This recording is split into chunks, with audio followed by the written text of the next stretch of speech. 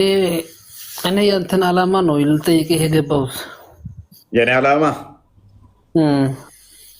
አንተንና መሰሎቻችሁን ጭንቅላት የሌለውን አካል እንዳታመልኩ ጭንቅላት የፈጠረላችሁን አምላክ እንድትከተሉ የማድረግ ስራ ላይ ነኝ። ከዛ መሐመድ ምን ብሎ ይጠይቀዋል ድጋሚ what dream do you have ምን አይነት ህልም አልመህ ታውቃለህ ወይም ደግሞ ምን አይነት ህልም ነው ያለምከው ብሎ ይጠይቀዋል። ሉክ በምን ቻሌንጅ ሊያደርገው ይሞክራል? በህልም ማለት ነው። ምን አይነት ህልም አልመህ?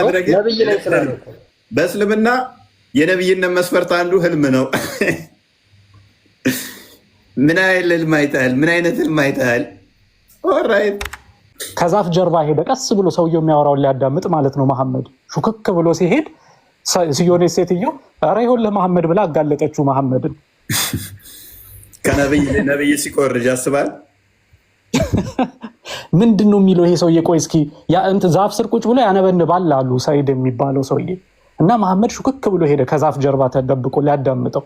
ጆሮና ለዚህ ነው ሱራ 9 አይ ቲንክ 60 ምናምን አካባቢ ላይ ከ60 እስከ 63 እንደዚህ ባለው ውስጥ መሐመድ ጆሮ ነው ይሉታል። አንዴ ቼክ ላድርገው። የኢብን ሰያድ ማዘር ማንን ታይዋለች? እናት ማንን ታይዋለች? ሙሐመድ ተደብቆ በቴምር ዛፍ ተደብቆ ለመስማት ሲሞክር ታየውና ሙሐመድን ሺ አድሬስድ ኢብን ሰያድ ለኢብን ሰያድ ትነግረዋለች። ምን ብላ? ኦ ሳፍ ማለት የዚህ ኢብን ሰያድ ስም ነው። ሂር ኢዝ ሙሐመድ እኮ ይኸውና ሊያዳምጥ ፈልጓል ብላ ትነግረዋለች። ኤንድ ዊዝ ዛት ኢብን ሰያድ ጎት አፕ ከዛ በኋላ ኢብን ሰያድ ብድግ ብሎ ተነሳ። ሙሐመድ ጆሮ ሊጠባ ድምፅ ሊያዳምጥ ወይም ደግሞ የሚናገረውን ነገር ለመስማት የዚህን ሰውዬ ማለት ነው ከቴምር ዛፍ ተደበቀ። ከዛ በኋላ እናቱ አየችውና ተናገረች። ወረደ ከሱ ራሱ የሰው ልጅ እንደሆነ ክርስቶስ ይነግረናል ማለት ነው።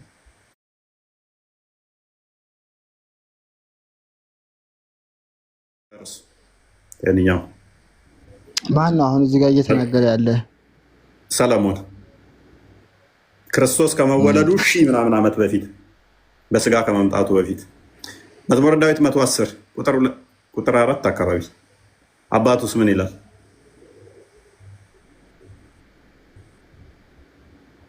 አንተ ከአንተ ጋር ቀድመ በኃይል ቀን በቅዱሳን ብርሃን ከአጥቢያ ኮከብ አስቀድሞ ከሆድ ወለደው እንደ መልከጼዴቅ እያለ ይቀጥላል። ከአጥቢያ ኮከብ አስቀድሞ ከሆድ ማን ቃል ተወልዷል።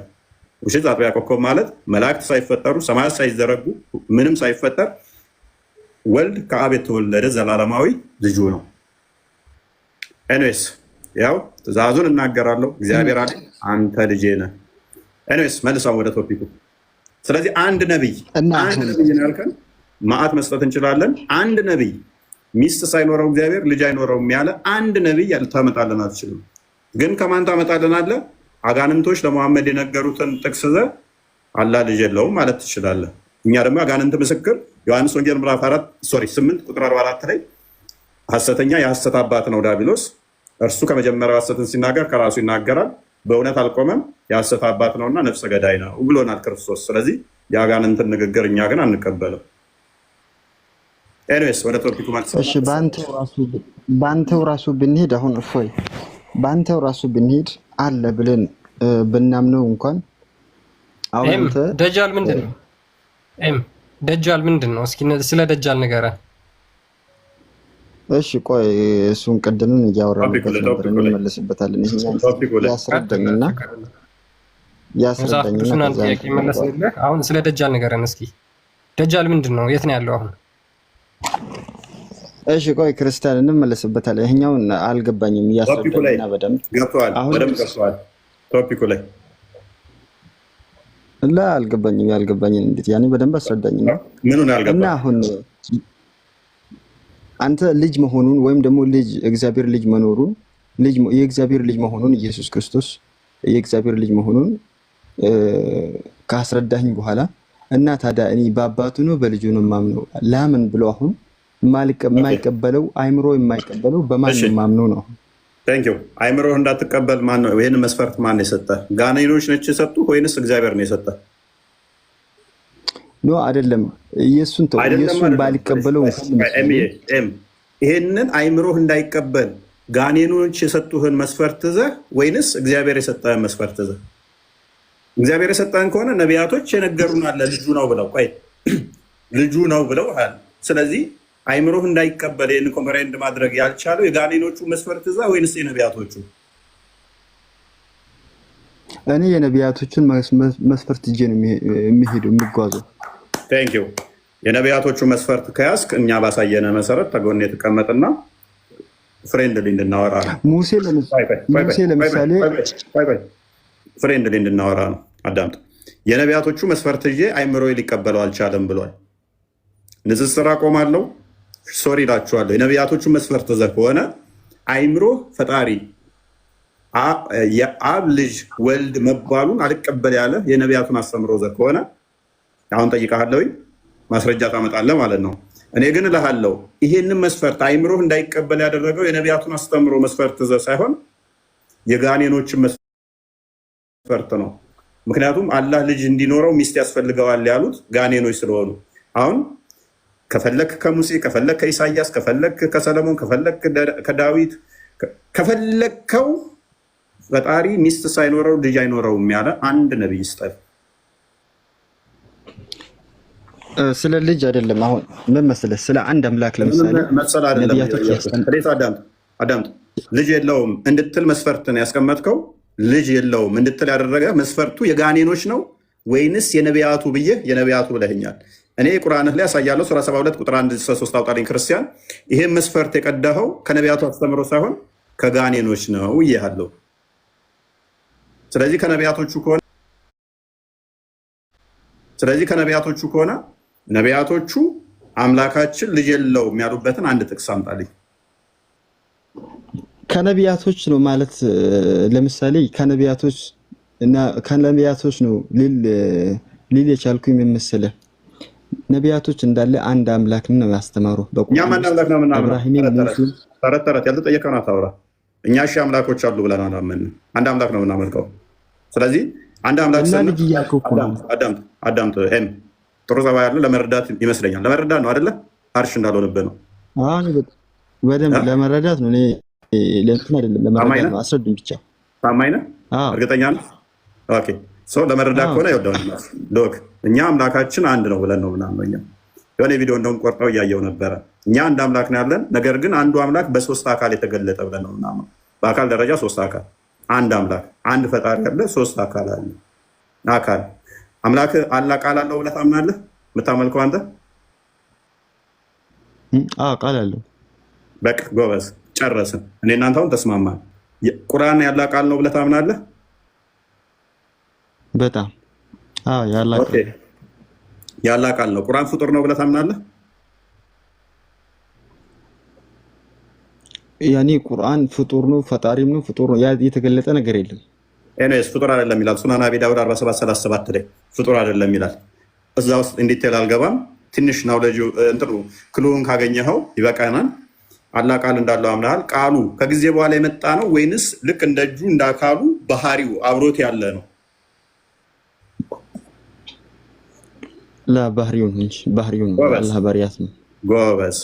እኛ ልጅ ስንል በደንብ አስተውል። ልጅ ስንል እንደ ሰውኛ እንደዚህ ተረግዞ ከጊዜ በኋላ የመጣ እያልን ሳይሆን የአብ ቃል የባህሪ ቃሉን ነው ልጅ ብለን የምንጠራው።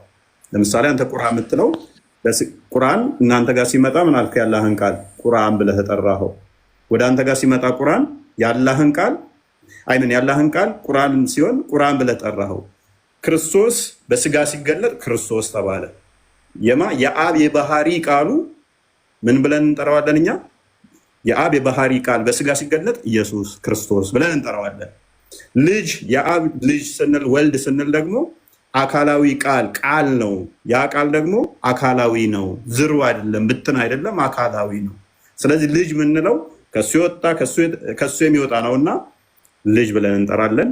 እንደዚህ ከጊዜ በኋላ የመጣ የዘመን መቀዳደም የቦታ መለያየት ምናምን እንደዛ አይደለም። ኤኒዌይስ የተወሰነ አግኝተዋል።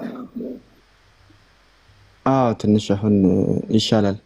እና አሁን ልጅ አሁን ብናምነው እንኳን በልጅ ጥያቄ ካለው ሜይ ቢ በኋላ አስተናግዳለሁ። አሁን እንደገባ ገብቶኛል።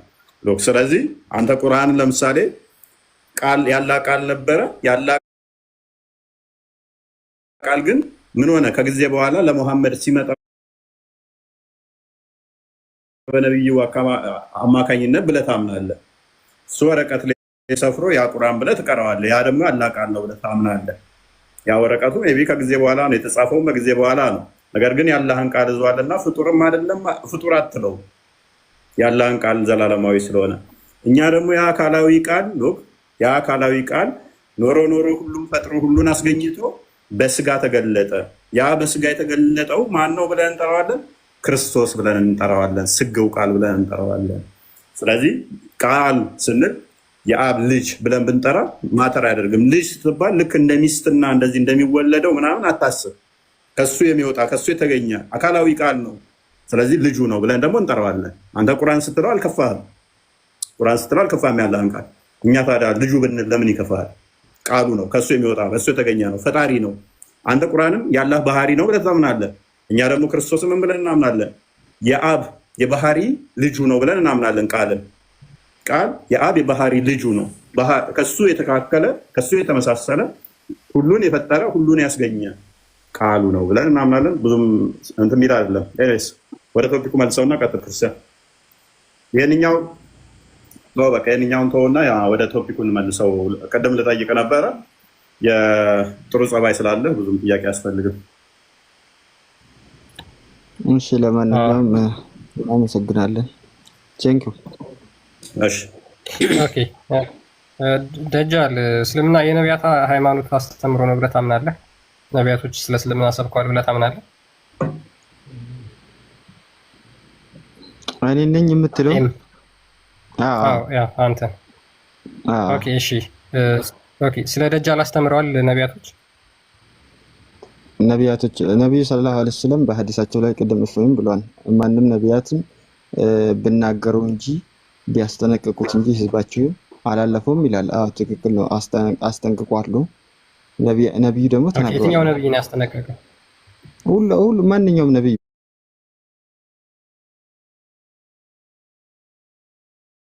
ብሏል። ሁሉም ነቢይ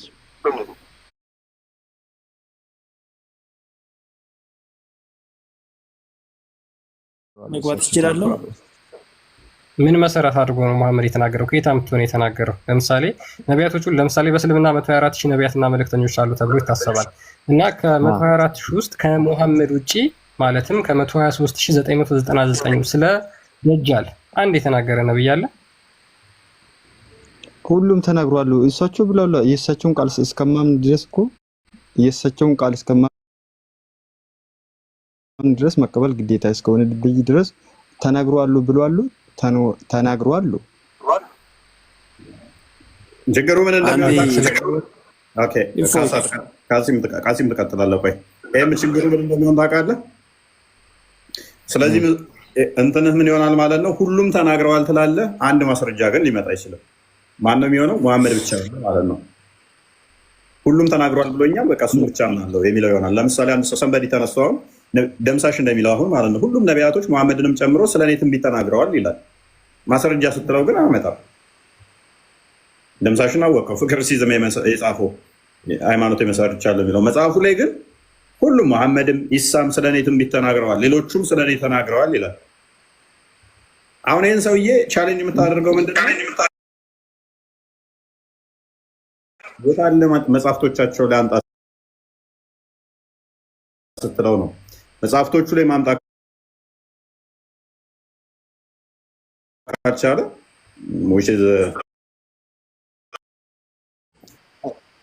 ነብዩ እኮ ከራሳቸው እንደማይናገሩ እኮ እየተናገሩ እኮ ነው። ቁርአኑም ይናገራል። ያ ቁርአኑ ይናገራል። ነብዩ ከራሱ አይናገርም ያለውንም ደግሞ የነገረ መሐመድ ራሱ ነው አይደለ? መሐመድ ራሱ አይደለም እኮ ከራሱ አይናገርም ብሎ የነገረ ማን የነገረ? አላህ በቁርአኑ። አላህ ራሱ ነው ለሌሎቹ የነገረው ወይንስ መሐመድ ነው የነገራችሁ? ያኔ በቁርአን ነው የተነገረ። በጅብሪል አማካኝነት ወደ መሐመድ ወረደ። ስለዚህ ጅብሪል ለመሐመድ ሲነግረው የሰማለ ወይንስ መሐመድ ሲነግራችሁ ነው የሰማችሁት? መሐመድ ሲነግረን። ቴንኪው። አየህ፣ ተዋሻለህ ስትለው ጅብሪል ነገረኝ፣ አምላኬ ምን ብሎኛል፣ አንተ አትዋሽም ከራስህ አትናገርም ብሎኛል ብሎ ነገራችሁ። ከዛ አንተ እሱን ትይዝና መሐመድ ከራሱ አይናገርም አይዋሽም ወይ ከሆነ እንጂ ትላለህ። እኔ ስከሰኝ which means እና ያንን ነገረኝ መልአክ ልኮ እፎይ ከራሱ አንዳች አይናገርም ብሏል ብዬ ስልህ አንተ ከዛ እፎይ እኮ አይዋሽም ከራሱ አይናገርም ማስረጃ ስትባል የኔው መጽሐፍ ላይ ነው የተነገርኩህን ማለት ነው። እሺ አስቸጋሪ እና ነቢያቶች እኮ ሲጀመር ከራሳቸው የሚናገሩት ነገር የለም። ልክ ኢየሱስ ክርስቶስ ከራሴ አንዳች ነገር አላደርገውም እንዳለ ሁሉ የሚያደርጉትም ሁሉ ልዩነቱ የእናንተ ምንድነው? እሱ ከነቢያቶቹ ተጋጭቶ ነው የመጣው። ከነቢያቶቹ ተለያይቶ ነው የመጣው። አንደኛ ትንቢት አልተነገረለትም፣ ሌሎቹ ትንቢት ተነገረላቸዋል። ነቢያቶቹ እሱ ትንቢት አልተነገረለትም። አንደኛ የነቢያትን አስተምሮ ጥሶ ነው የመጣው። ሁለተኛ ከነቢያት ኮሚኒቲ ውስጥ ወጥቶ ነው የመጣው ተቃራኒ። ሶስተኛ እያንዳንዱ ላይ የሚናገራቸው የሆነ ችግር ሲፈጠር አምላኬ እንዲያለኝ እያለ ይናገራል። ስለዚህ ምንም ቻሌንጅ ልታደርገው አትችልም። ይሄ የራሱ ነው የሚሆነው። አንድ መግባት ይችላል። የነቢያትን እንትን ጥሱ አንድም አልመጣም፣ እየተናገረ ነው። ቅድም እኮ አሳየው እኮ ቻሌንጅ ያላደረግኩ እኮ እንትን አልበል ብዬ ነው። ነቢያቶች ለምሳሌ አምላካቸውን አባታችን ብለው ይጠራሉ። መሐመድ ግን ይህንን ጥሶ ነው የመጣው። ሁሉንም ነቢያቶች ሕዝቅኤል ብትል፣ ሰለሞን ብትል፣ ዳዊት ብትል፣ ሰለሞን ብትል፣ ሙሴ ብትል፣ ሐዋርያትን ብትል እንዳለ ጥሶ ነው የመጣው። ይህን አስተምሮ ክዶ ነው የመጣው። እና አባቴ ብሎ ለምን አላስተማርም ነው የካደው? አንድ አምላክ ነው ከተፈለገ አንድ አምላክ የመጣው ራሱ ቁርአን ራሱ እነኚህ ነቢያቶች እንዳለ እየተቃወመ ነው። እየተቃወመ ከሆነ ከነቢያቶቹ ጋር ተጋጨ ማለት ነው። ሆሴ፣ ሰለሞን፣ ዳዊት፣ ሙሴ፣ ኢሳያስ ላይ ሐዋርያቶቹ በሞላ የተናገሩትን ይሄንን ቃል እንዳለ እሱ ጣሰው ማለት ነው። የመጀመሪያ ትልቅ ዶግማ አባት የምትለው አንቋሎ ስለ አንድ አምላክ ነው የተቃረነው። እና በቁርአን እኮ ምንም የተቃረነ ሁሉም 25 ነቢያት ተጠቅሰዋሉ። ከ25ቱ ጋር የሚቃረን አስተምሮታቸው የሚቃረን አንድም የለም። እንደውም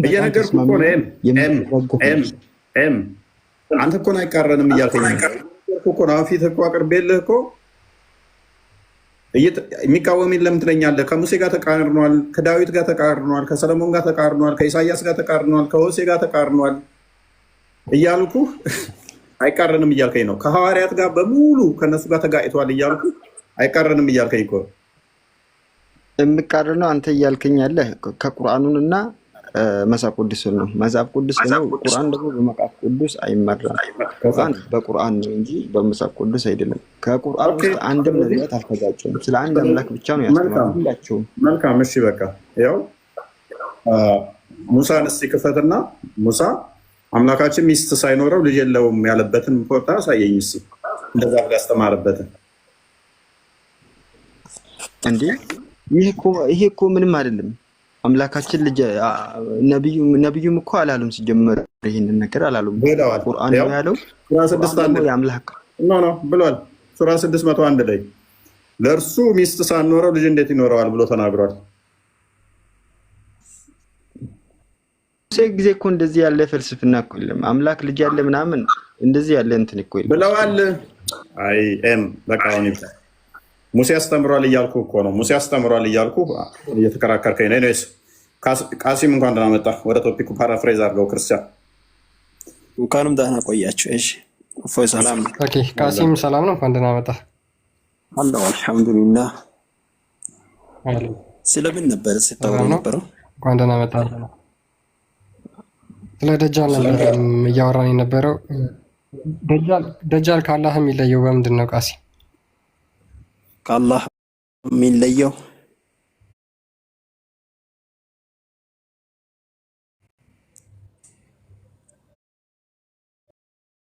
ያስገኘ የሆነ አምላክ ነው። ይህም ደግሞ በቁርአን የተወሳ ወይም የተነገረ እንትን ነው። የቁርአን አንቀጽ አለ። በነቢዩ ሙሐመድ ዘመን የተወሰኑ ሰዎች ነበሩ መካ አካባቢ በጣም የዛን ጣዖት ከሚያመልኩ ሰዎች መካከል አላህ ዋናዎች ስንት አይን ነው ናቸው። ያለው? እ አላህ ስንት አይን ነው ያለው? ቆይ ልጨርስልህ፣ ጠይቃኛል፣ ልጨርስልህ፣ እንገባለን። እሱ እኮ ጥያቄ አድሬስ አድርገው። እኔ በመሐመድ ጊዜ ስለነበሩ ሰዎች አይደለም የጠየቁት እኮ የደጃልና የአላህን ልዩነት ጠይቃኛል አይደል? ኖርማል ሊመልስልህ እኮ አላህ ስንት አይን ነው ያለው? ፖይንት ውስጥ እንገባለን። ችግር ነው፣ ኖርማል ችግር ነው። ሰጣለሁ እኔ ጊዜ መልስ ላስቀምጥ። የሚለያዩበትን ነው የምትመልስልኝ፣ ግን የሚለያዩበት ነው አምላካችን አላህ ፈጣሪ ነው። በነቢዩ ሙሐመድ ዘመን የተወሰኑ ሰዎች ነበሩ ጣዖት አምላኪዎች። የዛኔ መቶ ነቢዩ ሙሐመድን ጠይቋቸው፣ ያ ሙሐመድ ሲፍ ለና ረበከ አለዚ በዐሰክ፣ አንተ ሙሐመድ አንተን ወደ ህዝቦች ዘንድ የላከን የአምላኬን ባህሪ ግለጽልን ብሎ ጠየቁት። ሲጠይቁት አምላካችን አላህ በቅዱስ ቁርአን ሱረቱል ኢኽላስ ወይም ደግሞ ቁል ሁወ አላሁ አሐድ ብለን የሚል ቃላትን ሱራ አወረደላቸው። ቁል አንተ ሙሐመድ ብለህ በላቸው ሱረቱል ኢኽላስ ላይ የጠየቁት አንዴ ሱረቱል ኢኽላስ ላይ የጠየቁት ባህሪውን ነው የጠየቁት ወይስ አላህ ከምንድን ነው የተሰራው ብለው ነው የጠየቁት? አይደለም፣ አንተ የምታመልከውን ጌታ ባህሪ ንገረን ምን እንደሆነና ምን እንደሆነ። ሱረቱል ኢኽላስ ላይ የጠየቁት ምንድነው? አላህ የተሰራው ከምንድን ነው? ከእንጨት ነው? ከወርቅ ነው? ከብር ነው ብለው የተሰራበት ነው እንጂ የጠየቁት የአላህን ባህሪ አይደለም የጠየቁት። አላህ የተሰራው ከእንጨት ነው ከብር ነው ወይስ ከወርቅ ብለው የጠየቁት? አይደለም፣ ከእንጨት ነው ወይ ከወርቅ ነው የሚል ነገር ታሳኛለህ? አሳያለሁ። አንተ ግን ባህሪውን ነው የሚል ማስረጃ መጀመሪያ አምጣ። እንደዚህ ነው ብሎ የጠየቁበትን ታሳኛለህ? እንደዚህ ነው ብሎ የጠየቁበት እሺ፣ አሳይኝ። እሺ፣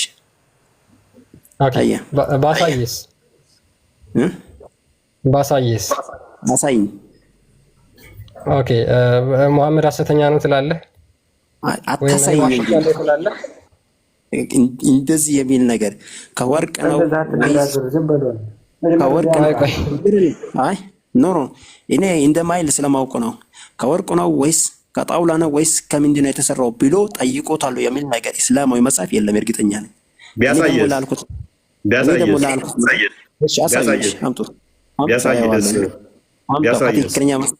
ከትክክለኛው መጽሐፍ ካሳያችሁኝ አምጡት፣ እናየዋለን። ቢያሳየስ እንዴ ምን ካሳየቅ ኢመነው ልትለኝ ነው? ያስገደድከኝ ነው?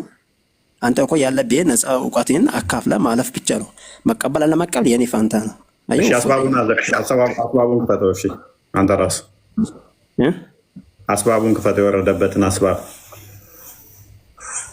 ያውኑ አንተ ያልከው ከወርቅ ነው ወይስ ከጣውላ ነው የሚል ነገር ታሳኛለህ? እስላም ነው መጽሐፍ ሰዎች የጠየቁት እኮ ክፈተው እያልኩ እኮ ነው። አንተ ራስህ ላሳየህ። ይኸውልህ እኔ ያልኩህን አልሰማኝማ። ቢሰሙኝማ ሊያስረዳችሁ ነበር እኮ። ኖርማሊ ጥያቄ ጠይቃችሁ ረዳችሁ ነበር። እናንተ ደግሞ እንደዛ አይደለም ከጣውላ ነው ወይ አስባበ ነዙሉ ሱረቱል ኢኽላስ የወረደበት ነው። ኪታቡ መጽሐፉ ስሙ ምንድን ነው? አስባበ ነዙሉ ባይ አልዋሂድ። እስኪ አሳይን ጀርባውን። ይሄው አስባበ ነዙሉ ታውቃለህ አይደል? ጀርባውን አሳይን። ጀርባውን መጽሐፉ ምን እንደሆነ አስባበ ነዙሉ ያልኩት። አስባበ ነዙሉ አለህ አንተ ቃሲም? ይኸውልህ ወንድሜ አንዴ አስባበ ነዙሉ አለህ አንተ አለ የለህም ማለት መጽሐፉ ምንድን ነው? አስባበ ነዙሉ አለህ ወይ? ለመጽሐፉ ጀርባ የለውም። አስባበ ነዙሉ ወይ ለመጽሐፉ ጀርባ የለውም። አልዋሂድ ኦኬ፣ ለመጽሐፉ ጀርባ የለውም። አንዴ ወንድማችን ተረጋጋ እስኪ። አንዴ ጀርባውን ፈልገዋለኝ። ኦኬ፣ እንደዛ ጀርባው ይሰጣል። ይነበብልህ። ተረጋጋ። ቆይ ከመነበቡበት መጽሐፉን ቼክ ላድርገው። መጽሐፉንማ ካለህማ እና ተጎን የሆነና ቼክ ላድርገው እያለ ነው። ና አልዋሂድን ክፈተው። ጀርባውን ልየው። አልዋሂድን ክፈተው። አልዋሂድ ሌላ የለውም። አስባብ አንድ ነው ያለው። ጀርባ ይለኛል። መልኩን ነው የፈለከው። አልዋሂድ አንድ ነው ያለው። አስባብ ጻፈው። ስለዚህ ከኔ ነው ያወራ ያለው። መጽሐፉ ጀርባ እስከሳ ክፈተው። እኮ ልለየው እያልክ ስለሆነ ካሜራ ኢንቫይት ላድርግሽና የቱና የቱን ለመለየት ተቸግረ ነው። እስኪ ያሳየን። አሳየን አንዴ ካሜራውን ክፈተው። እኔን ነው ያ ከኔ ነው ያ የትኛው ካሜራ ነው የሚከፍተው? ቪዲዮውን ክፈተው።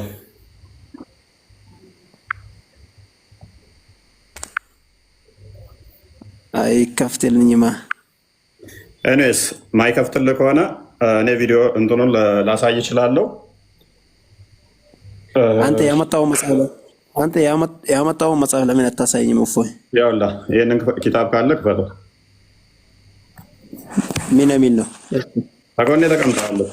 አስባበል ነዙር ባላወይዲ የት አለ መጽሐፍ? አረብኛ ውስጥ ክፈተዋ። የለህም እኮ እየከፈትክ አይደለም ወንድማችን። እንደ ስቱፒድ ና ክርስቲያን ነው። ከጎኔ ቁጭ ያደረኩ እንዲህ የሚል ላደርግህ ነው። እኔስ ክርስቲያን ነው። ኦኬ እሺ። ሱረቱል ኢኽላስ ከ1 እስከ 4 የወረደበት ምክንያት ማለት ነው። አስባበ ነዙር አረብኛው ነው። ከፈለክ መጽሐፉ ላይ ስላለኝ ነው። ያው መጽሐፉ ይታያል። መጽሐፉ አለኝ፣ አረብኛውም አለኝ፣ እንግሊዝኛውም አለኝ። አደንግጥ፣ አቸኩል፣ ለመዋረድ አቸኩል። ያ ኦኬ ላንብብለትና ቃታዳህ Al-Dahak and Muqatil said, a group of Jewish people went to the prophet. አይሁዳውያን ወደ ሙሐመድ መጡ ይላል። ከዛ በኋላ and said to him, describe to us your Lord. ጌታን አብራራልን ወይም ደግሞ ግለጽልን። for he is revealed his description in Torah. በቶራ ላይ የተገለጸውን ማለት ነው ብለው ይጠይቁታል። ይህ መጽሐፍ አይመለከተኝም እኮ።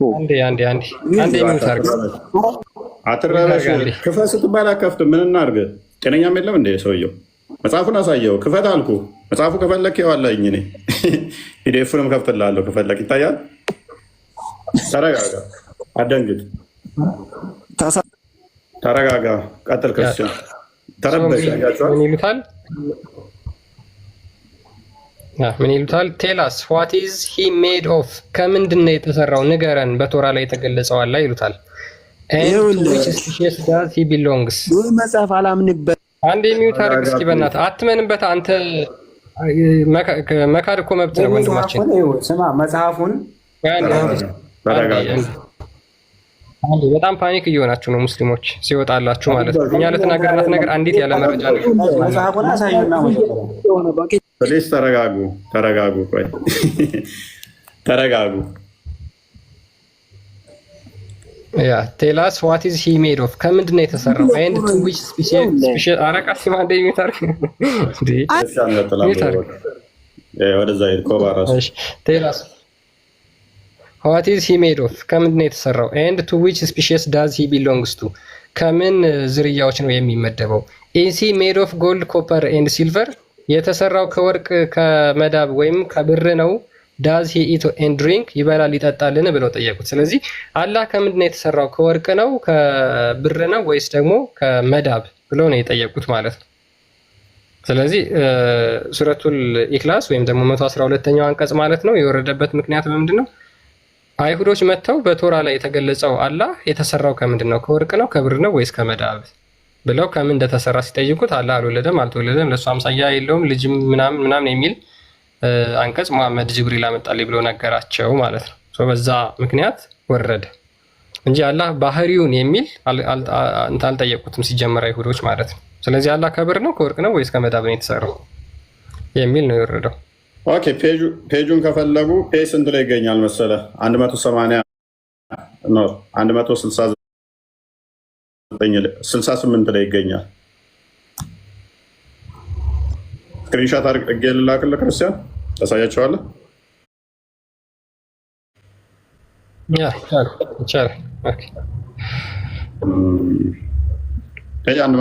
ይሄ ግልጽ ስለሆነ 168 ልላክልህ አለ መጽሐፉ። እስኪ ላክልኝ፣ ይኖረኛል እኔ ጋ ግን ብዙ መጽሐፍ ስለሆነ ፓኒክ አደረጉ። ራሱ ጠይቀው ማለት ነው።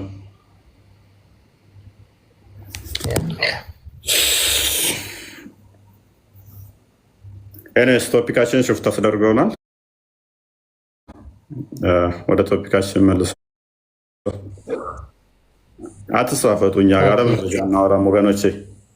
ያለ መረጃ የሚወራበት ቤት አይደለም። ኦኬ አንዴ ይህ መጽሐፍ ታውቁታላችሁ ሁላችሁም? እሱ ራሱ ይጠቅሰዋል። አልዋሂዲን ይጠቅሰዋል ደጋግሞ። ማን ነው አልዋሂዲ ማለት?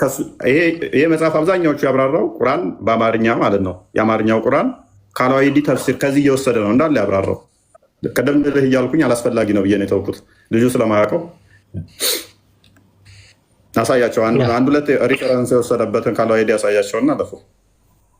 አረ ምንም ይሄንን የቁርአን አንቀጽ ሱረቱል ኢኽላስ የተናገረበትን ይሄው ሱረቱል ኢኽላስ የፍጹምነት ምዕራፍ ወይም ደግሞ ሱረቱል አንዴ ሚውት አርጋል ሲራጅ አሊ ሲራጅ ዝም ብለህ ምንድን ነው ግን አላማህ አንተ ኢፎይ አሊ ሲራጅ አንዴ ሚውት እስኪ ወንድማችን አንዴ ይሄንን ሱረቱል ኢኽላስ አሁን በእንግሊዝኛ የከፈትኩላችሁ በአማርኛው ሼክ መሐመድ ዘይኔ አልሐሊል የተናገሩትን እንገራችሁ። መልእክተኛ ሙሐመድ ሆይ እርሱ አላህ አንድ ብቻ ነው፣ አላህ የሁሉ መጠጊያ ነው፣ አልወለደም አልተወለደም፣ ለእርሱ አንድ ማምሳያ የለውም በል። ይህ ምዕራፍ የወረደበት ምክንያትን በተመለከተ ሁለት ዘገባዎች የተዘገበ ሲሆን የተወሰኑ ሙሽሪኮች ወደ ነብዩ መጥተው ሙሐመድ ሆይ አላህ መልአክን ከብርሃን፣ አደምን ከጭቃ፣ ኢብሊስን ከእሳት፣ ሰማይን ከጭስና ምድርን ከውሃ አፈር ፈጠረ። እስቲ ጌታን ከምን እንደተፈጠረ ግለጥልን። ከምድር ነው የተሰራው? ከአፈር ማለት ነው። ከአፈር ነው የተሰራው ከወርቅ ወይስ ከብር ወይስ ከነሐስ ብለው ይጠይቁታል። ይበላል ወይስ ይጠጣል ብለው በመጠየቃቸው ነው የወረደው። ዋሂዲ፣ ሱዩጢ፣ አህመድና ቲርሚዚ ይህን አንቀጽ በተመለከተ ዘግበዋል ብሎ ይናገራል።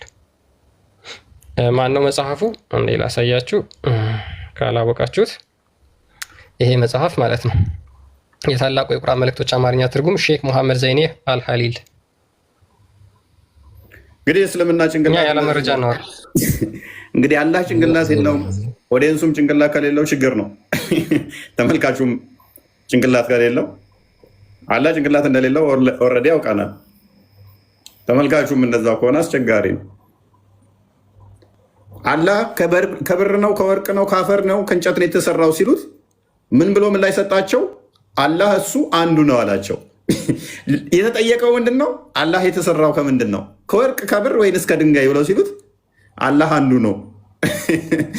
ምን ጥያቄና መልስ እኮ እዛና እዛ ሙሐመድና በጊዜው የነበሩት ራሱ ማለት ነው። አስባል አምላክ ከድንጋይ ነው፣ ከወርቅ ነው፣ ከአፈር ነው፣ ከእንጨት ከምንድን ነው የተሰራው ስትባል አላህ አንዱ ነው። ዊችስ ከአንዱ ነው የተሰራው። እናንተ ከምትሉት ከወርቅ ወይም ከአፈር ወይም ከድንጋይ ነው የተሰራው ነው። አላህ አንዱ ነው ካልክ እኮ ኤኒዌይስ ቶፒካችን አይደለም ይሄ። ወደ ቶፒኩ ተመለስ።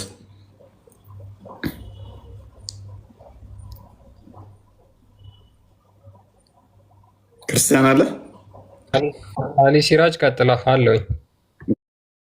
ደህና መጣ አሊ ሲራጅ።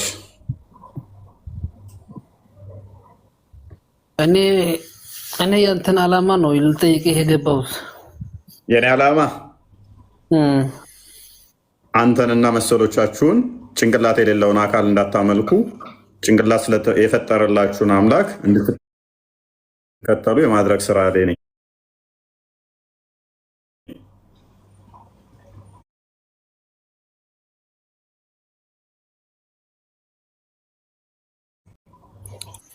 ጭንቅላት መጨረሻ ሰው ነህና ማለት ነው።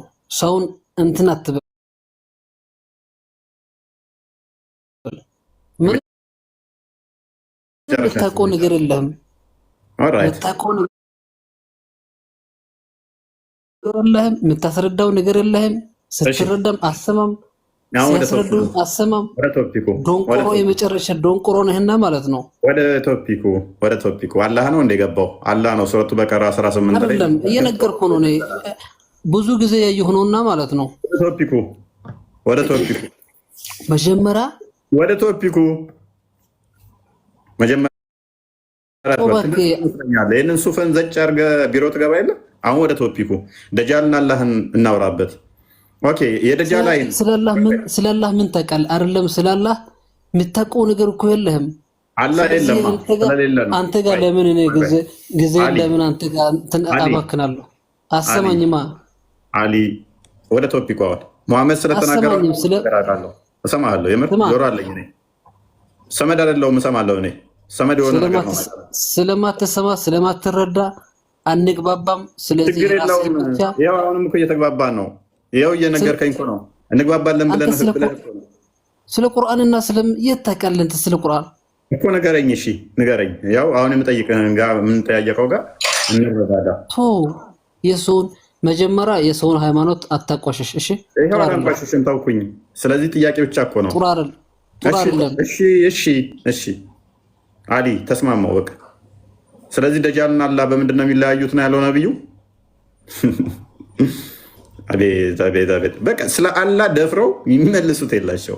በል እርሱ አንዱ ነው፣ አልወለደም አልተወለደም፣ ቢጤ አምሳያ የለውም፣ እሱ መጠጊያ ነው፣ ቢጤ የለውም። በቃ ይሄ ነች መፈክር፣ የዘውትር መፈክር።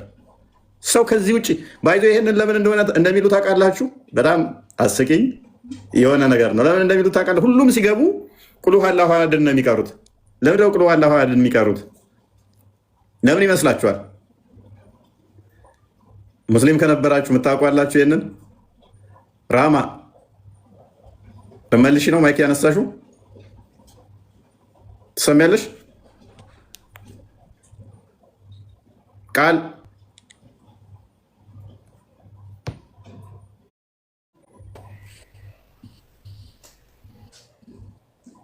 ቁል ሁወ አላሁ አሐድን ነው የሚቀሩት። ለምንድን ነው እሱ የምትቀሩ? ቁል ሁወ አላሁ አሐድን ለምን ነው የምትቀሩት? ቁል ሁወ አላሁ አሐድ ያው አላህ ከምን እንዴት ተሰራ ወይ ደግሞ ምን እንደሆነ ለማስረዳት ነው እኔ እንዴት ተረዳሁት።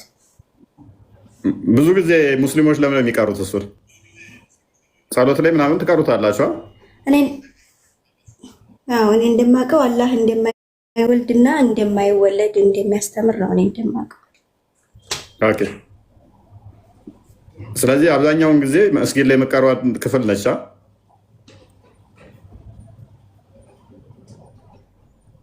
ሉክ ቁል ሁወ አላሁ አሐድ አብዛኞቹ ሙስሊሞች ይቀሩት ነው ብዙ ጊዜ በተደጋጋሚ። ይሄ የሆነበት ምክንያት ምንድን ነው? እሱ ነብዩ ምን ብሏል መሰላችሁ? በአዲስ ላይ ማንኛውንም ጥያቄ ስትጠየቁ ቁል ሁወ አላሁ አሐድ ምላሽ ስጡ አለ። ስለ አላህ ስትጠየቁ ቁል ሁወ አላሁ አሐድ ምላሽ ስጡ አለ። አንድ የጠየቅከው ሌላ ነው፣ እሱ አልወለደም አልተወለደም ይልሃል። ስለ አላህ ባህሪያ ስትጠይቀው እሱ ቢጤ ለምሳያ የለውም አልወለደም አልተወለደም የሚል ምላሽ ይሰጣል ማለት ነው። ጭንቅላት አለው የለውም ስትለው እሱ አልወለደም ይልሃል። እኔ የጠየኩህ እኮ አላህ ጭንቅላት አለው የለውም ነው። እሱ የሚመልስልህ ግን አላህ አልወለደም አልተወለደም የሚል። ኦኬ ከሌሊቱ 1/3 ይወርዳል ይላሉ ወደ ቅርቢቱ ሰማይ። ስለዚህ ፍጥረት ውስጥ ይገባል ማለት ነው ስትለው ቁል ሁወ አላሁ አሐድ አልተወለደም አልወለደም። እኔ እኮ የጠየቅኩ ከሌሊቱ 1/3 ወደ ቅርቢቱ ሰማይ ሲመጣ ሰማይ ውስጥ ይገባል እኮ። እኔም እየመለስኩት ያለሁት ቁል ሁወ አላሁ አሐድ እያልኩ ነው። እርሱ አላህ አንዱ ነው እያልኩ ነው። ነቢዩንም በጊዜ ያሉት ጌታ ከምንድን ነው የተሰራው? ከአፈር ነው? ከድንጋይ ነው? ከእንጨት ነው? ከምንድን ነው? አላህ አንዱ ነው። ምን አይነት መልስ ነው? ጥያቄና መልሱ ከነማይገናኝ። አላህ ባቱን ያሳያል ይላል እና ባቱን ከገለጠ በኋላ እንደዛ ተገልጦ ነው የሚቀረው። ቁል ሁወ አላሁ አሐድ በል እሱ አንዱ ነው። ኦኬ የአላህ አካላቶች የተገጣጠሙ ናቸው የተነጣጠሉ ናቸው? በል እርሱ አንዱ ነው።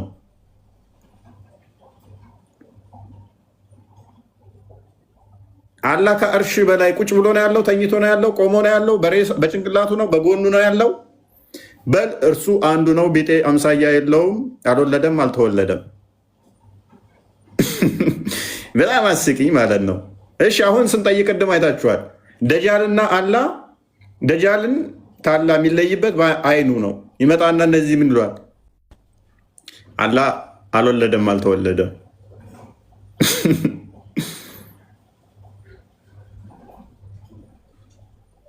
በጣም ከባድ። ቀጥል ክርስቲያን። ዘይናብ ካለ ይቀጥል። ዘይናብ አለ ይሰማል?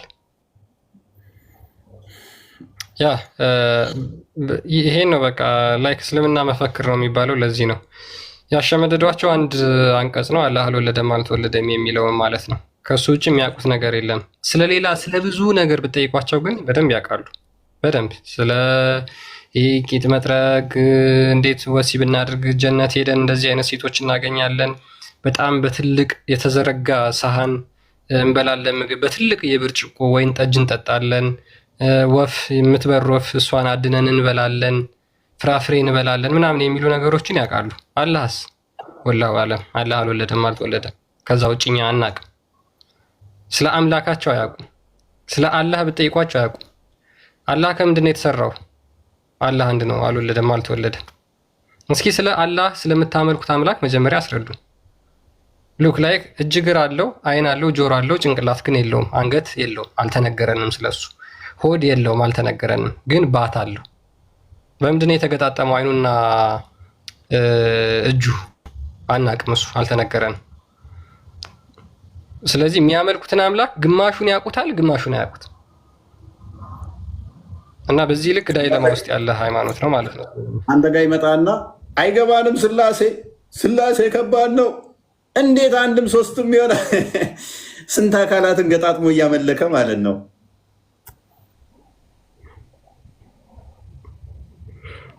ያ ዘይነብ ቀጥል እስኪ። ባይዞ ይሄ ቶፒክ ስለ አላህ ማለቂያ የሌለው ነው፣ ማለቂያ የሌለው ማለት ነው። ከዛ በጊዜ ውስጥ ምን ያህል ሙስሊሞች አምላካቸው እንደማያውቁት በደንብ ትከታተላላችሁ። ማለቂያ የሌለው። ዘይነብ አለህ? ዘይነብ ኤምዩ ኦኬ፣ ተማሪ ይሆናል። ቀጥል፣ ተወሰነ በልበት። ኦኬ እሺ። አላህ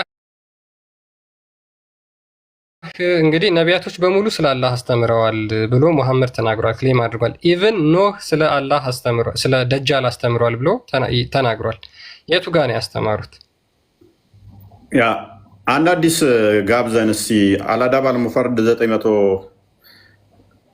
958 ላይ ያለው አንድ ገራሚ ሀዲስ አለች ከዚህ ጋር በተያያዘ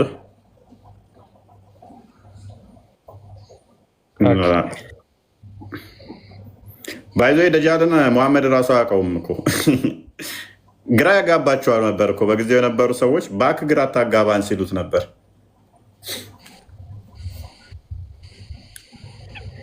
ኦኬ እሺ፣ ይችን ላንብብላችሁ። ፈታ የሚያደርግ ሀዲስ። ኦኬ ኢት ኢዝ ሪሌትድ ዛት አብደላህ ቢን ዑመር ሪፖርት ዛት ዑመር አብደላህ ኢብኑ ዑመር እንዳስተላለፈው ይላል። የዑመር ልጅ ማለት ነው አብደላህ። ዑመር ዌንት ዊዝ ዘ ሜሴንጀር ኦፍ አላህ ዊዝ ኤ ግሩፕ ቱ ቪዚት ኢብን ሳያድ። ዑመር ከአላህ መልእክተኛ ጋር ሆነው በግሩፕ ኢብን ሳያድን ሊጎበኙት ሄዱ ወይም ደግሞ ሊያናግሩት ሄዱ ይላል።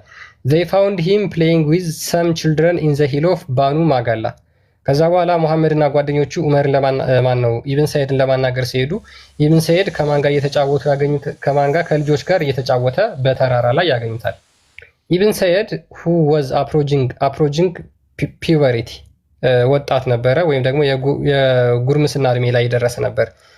did not notice them until the prophet patted him with his hand and then he said to him ሙሐመድ ነካ እስኪያደረገው ድረስ አላወቃቸውም ነበር ማለት ነው ይሄ ወጣት። and said to him ከዛ ሙሐመድ ምን ይለዋል ይሄን ኢብን ሰይድን do you testify that I am Allah's messenger ብሎ ይጠይቀዋል። እኔ የአላህ መልእክተኛ መሆኔን ትመሰክራለህን ብሎ ሙሐመድ ይጠይቀዋል። ኢብን ሰይድ ሉካቲም ከዛ በኋላ ይሄ ወጣት ኢብን ሰይድ የተባለው ማለት ነው ሙሐመድን ተመልክቶ እንደዚህ ይለዋል I testify that you are the messenger of unlettered አንተ የመሐይሞች ነብይ መሆንክን እመሰክራለሁ ብሎ አላግጦ ይመልስለታል ለሙሐመድ ማለት ነው። ኢብን ሰይድ that to the ሎክ በጊዜው የነበረ ሰው ነው። ምን ይለዋል? እኔ ነብይ ነህ ትላለህን ሲለዋል አንተ የመሐይም መልእክተኛ የመሐይሞች መልእክተኛ መሆንን አውቃለሁ።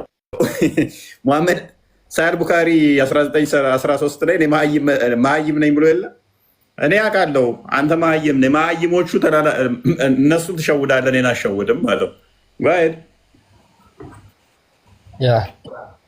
ኢብን ሰይድ say to the prophet ከዛ በኋላ ኢብን ሰይድ አክሎ ምን ይለዋል? do you testify that I am the messenger of Allah ልክ ሙሐመድ ኢብን ሰይድ እንደጠየቀው ወጣቱን ማለት ነው። ወጣቱ መልሶ ሙሐመድን ብሎ ይጠይቀዋል። እኔስ የአላህ መልእክተኛ እንደሆንኩ ትመሰክራለህን? ይለዋል። እንዴት እንዳላገጠበት በደንብ አስተውሉ። እኔ ክርስቲያንን ሄጄ እንደ ሙሐመድ ማለት ነው ነካ ነካ አድርጌ እኔ ነብይ እንደሆንኩ ትቀበላለህ ስለው፣ የአላህ መልእክተኛ እንደሆንኩ ትቀበላለህ ስለው፣ ክርስቲያንን ምን ይለኛል? አንተ መሀይም እንደሆንክ ነው ማቀው። ያ መሀይሞች መልእክተኛ እንደሆንክ ነው ማቀው ይለኛል። ከዛ መልሶ ደግሞ ክርስቲያን እኔ ምን ይለኛል? እኔ የአላህ መልእክተኛ እንደሆንኩ ትቀበላለህ ይለኛል ማለት ነው። እኔን ውሽስ ሙሐመድ ባመጣው መስፈርት ልጁ ምን ይለዋል? ሙሐመድን መልሶ ቻሌንጅ አደረገው።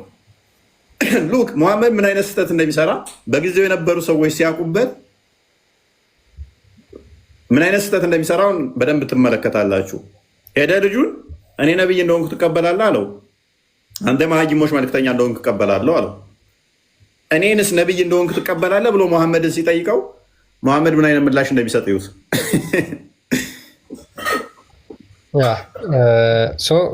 ሂ ሪፊውስድ ኤንድ ሴድ ከዛ በኋላ ሙሐመድ ተቃወመና እንደዚህ አለ ይላል። አይ ሃቭ ቢሊቭድ ኢን አላህ ኤንድ ሂዝ ሜሴንጀር አይ እኔ በአላህና በመልእክተኞቹ አምናለሁ ብሎ ሙሐመድ ይመልስለታል። የጠየቀው ምንድነው? እኔ የአላህ መልእክተኛ ምን ምላሽ ሰጠው? ሙሐመድን ልጁ ምን አለው?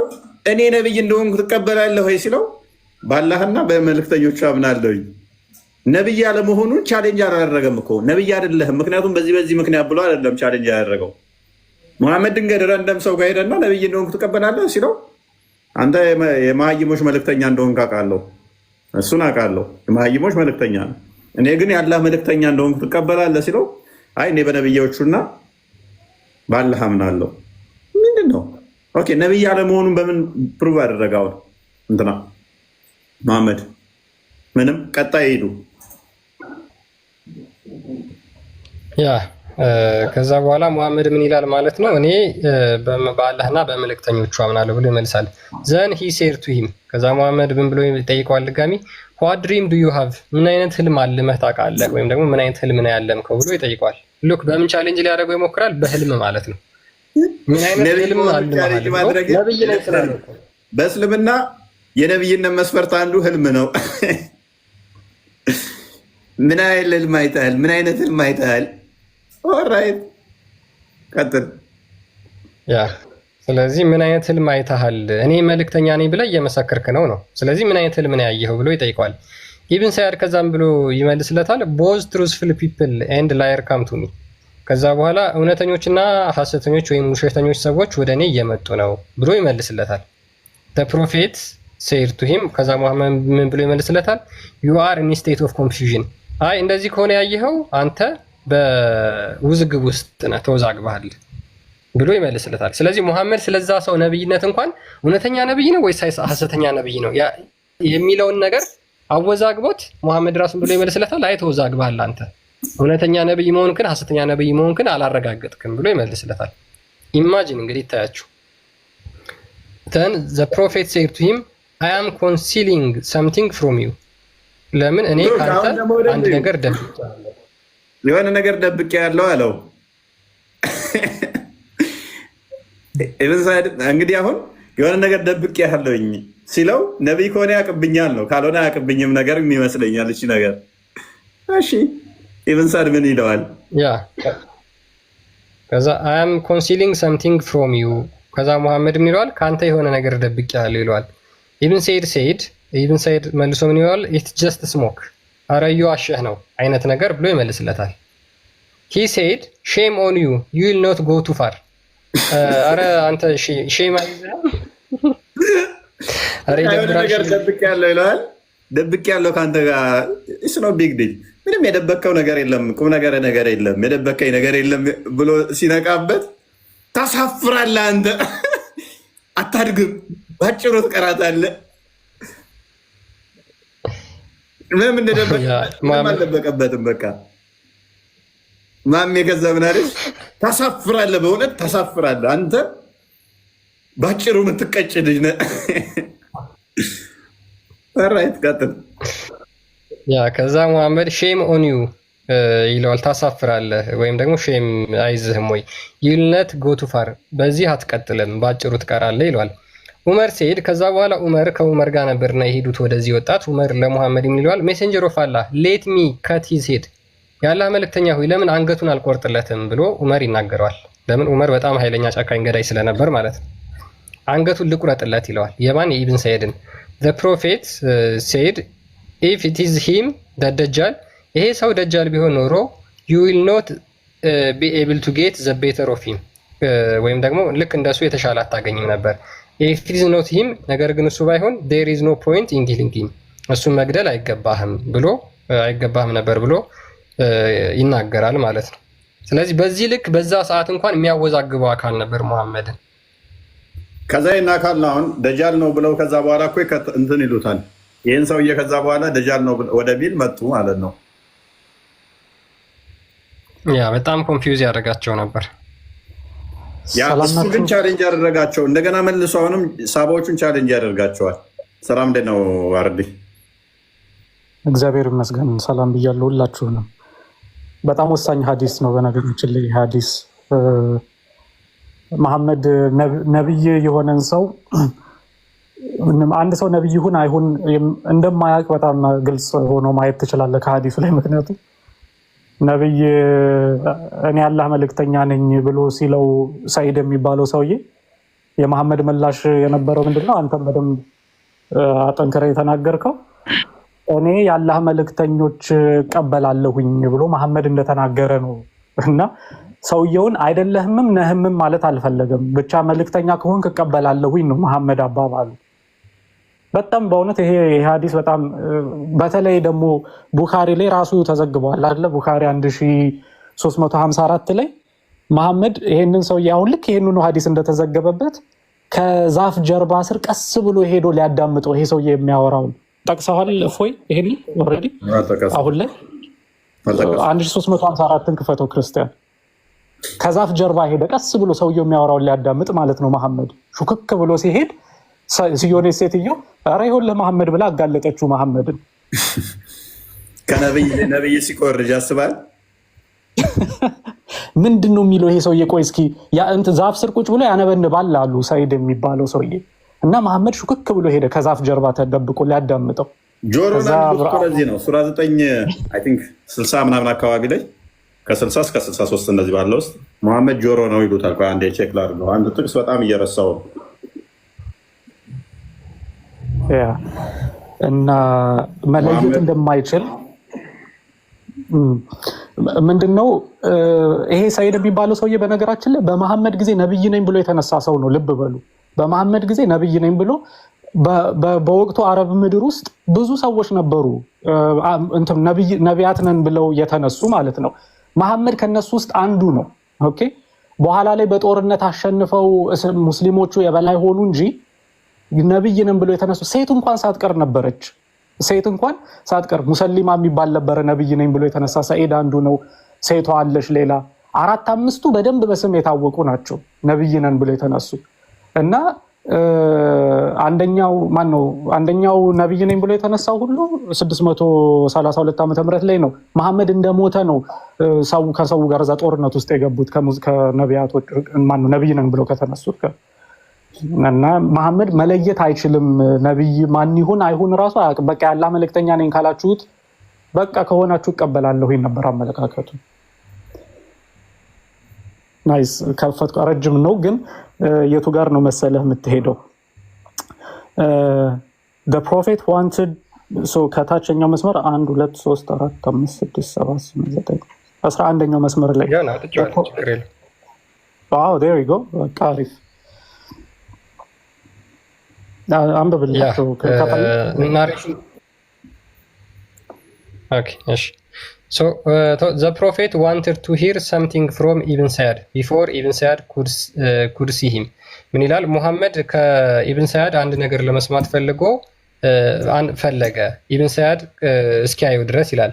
and the prophet saw him lying covered with sheet and from where he murmurs were heard.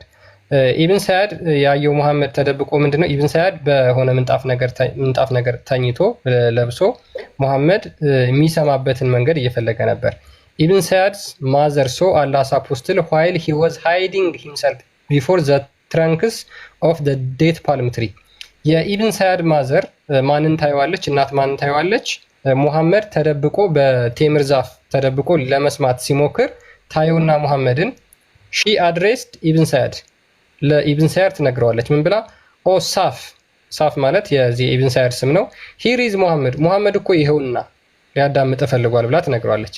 ኤንድ ዊዝ ዛት ኢብን ሰያድ ጎት አፕ ከዛ በኋላ ኢብን ሰያድ ብድግ ብሎ ተነሳ። ሙሐመድ ጆሮ ሊጠባ ድምፅ ሊያዳምጥ ወይም ደግሞ የሚናገረውን ነገር ለመስማት የዚህን ሰውዬ ማለት ነው ከቴምር ዛፍ ተደበቀ። ከዛ በኋላ እናቱ አየችውና ተናገረች። ዘ ፕሮፌት ሴድ ሙሐመድ እንደዚህ አለ had this woman left him had she not disturbed him then Ibn Sa'd would have revealed the reality of his case ይቺ ሴትዮ ባትናገርበት ኖሮ የዚህ ሰውዬ ጉድ ይወጣ ነበረ። መገለጥ ላይ መጣ ነበረ። ሱራ 961 እና እንደከፈተው መገለጥ ያመጣና ሙሐመድ ሐሰተኛ ነብይ ነው የሚል መገለጥን ራሱ ማሜ ሰማ ነበር ሲቆርጅ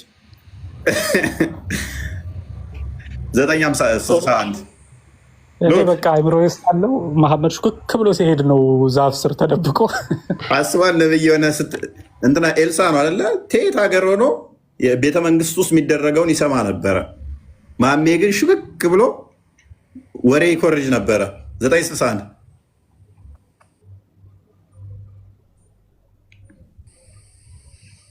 ሰዎቹ ምን ይሉት ነው? ኦኬ ተመልሻለሁ። አላ እሺ ያ በጣም ነው የሚገርመው። በነገራችን ላይ ያቺ ሴትዮ ባትኖር ኖሮ የዚህን ሰውዬ ጉድ አገኝ ነበር ብሎ ነው ሙሐመድ የተነገረው። ስለዚህ አላህ ሙሐመድ ምንም ከራሱ ከአላህ የሚነግረው ነገር የለም ከዚህ የምንረዳው ማለት ነው። ሱራ 961 ምን ይላል? ከእነርሱም ወይም ከመናፍቃን እነዚያ ነቢዩን የሚያሰቃዩ እርሱም ጆሮ ነው ወይም ደግሞ ወሬ ሰሚ ነው የሚሉ አሉ በላቸው። ለእናንተ የበጎ ወሬ ሰሚ ነው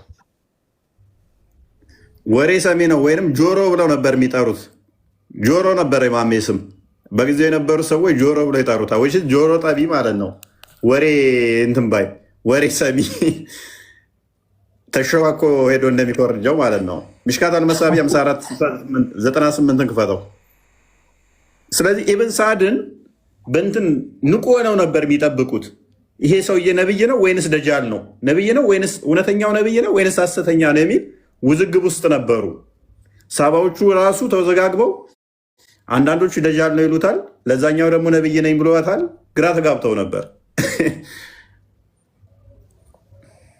አልመሳቢ 5498 አይደል? 5498 ኦራይት።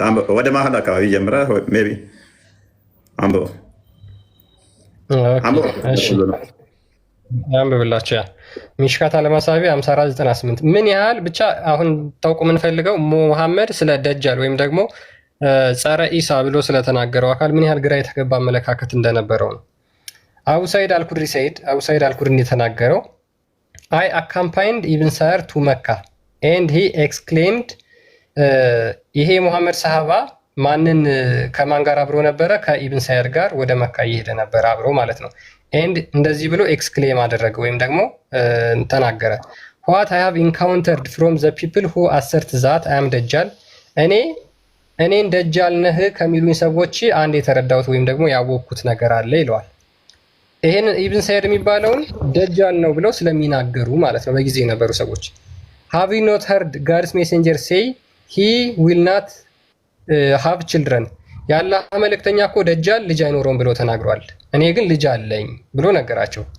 በት አይ ሃቭ ችልድረን ሂ ሃዝ ናት ሴድ ዛት ሂ ዊል ቢ አን ኢንፊደል እሱ ያልተማረ እሱ ከሃዲ ነው ብሎ ተናግሮ የለ ወይ?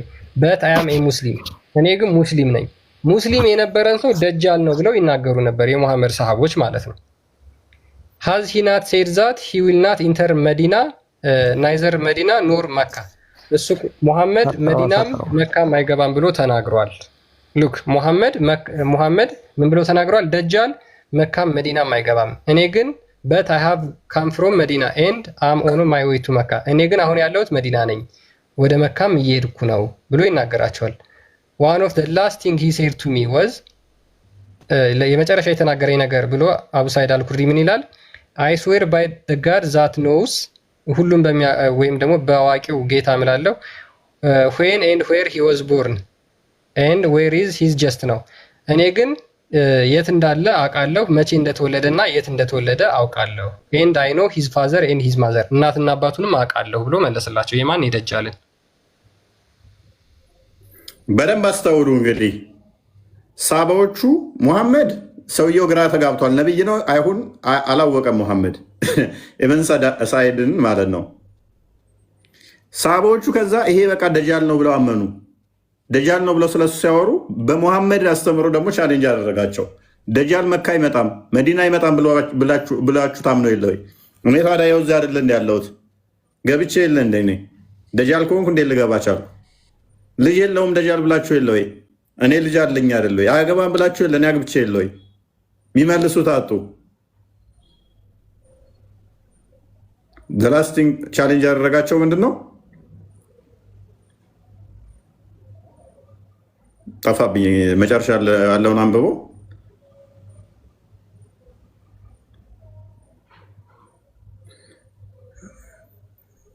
አያ እናትና አባቱን አውቃለሁ፣ የደጃልን እናትና አባቱን አውቃለሁ፣ የት እንዳለ አውቃለሁ፣ እንደተወለደ አውቃለሁ አላቸው። which is ደጃል ተወልዷል ማለት ነው። ከዛ በኋላስ እነሱ እንዲጠራጠሩ ጭራሽ እንዲፈሩ ታደረጋቸው አይደል?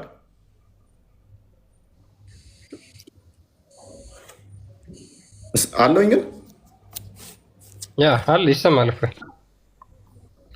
እና ገራሚ ነው። ኤኒዌይስ ደጃል በዚህ መጠን እንትን ሲባል ቁርአንም እንትን አላለውም። ኤኒዌይስ አብዱል እንኳን ደህና መጣ። አብዱልዋሃብ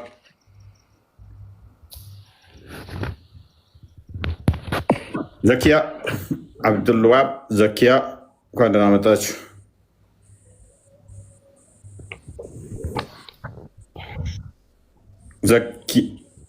ዘኪ ሰማለሁ።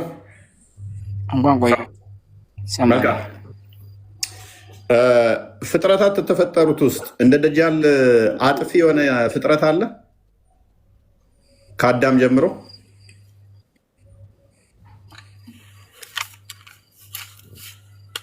የለም። ስለዚህ ደጃል በጣም አደገኛና አጥፊ ነው አይደለ? አንድ ጥቅስ ስጠኝ እስኪ ከቁርአን ውስጥ ስለዚህ አጥፊና አደገኛ ስለተባለ አንድ የቁርአን አያ ንገረኝ እስኪ የተነገረበትን። ስለ ደጃል እንደመምጣቱ ተነግሮናል በሐዲስ አለ።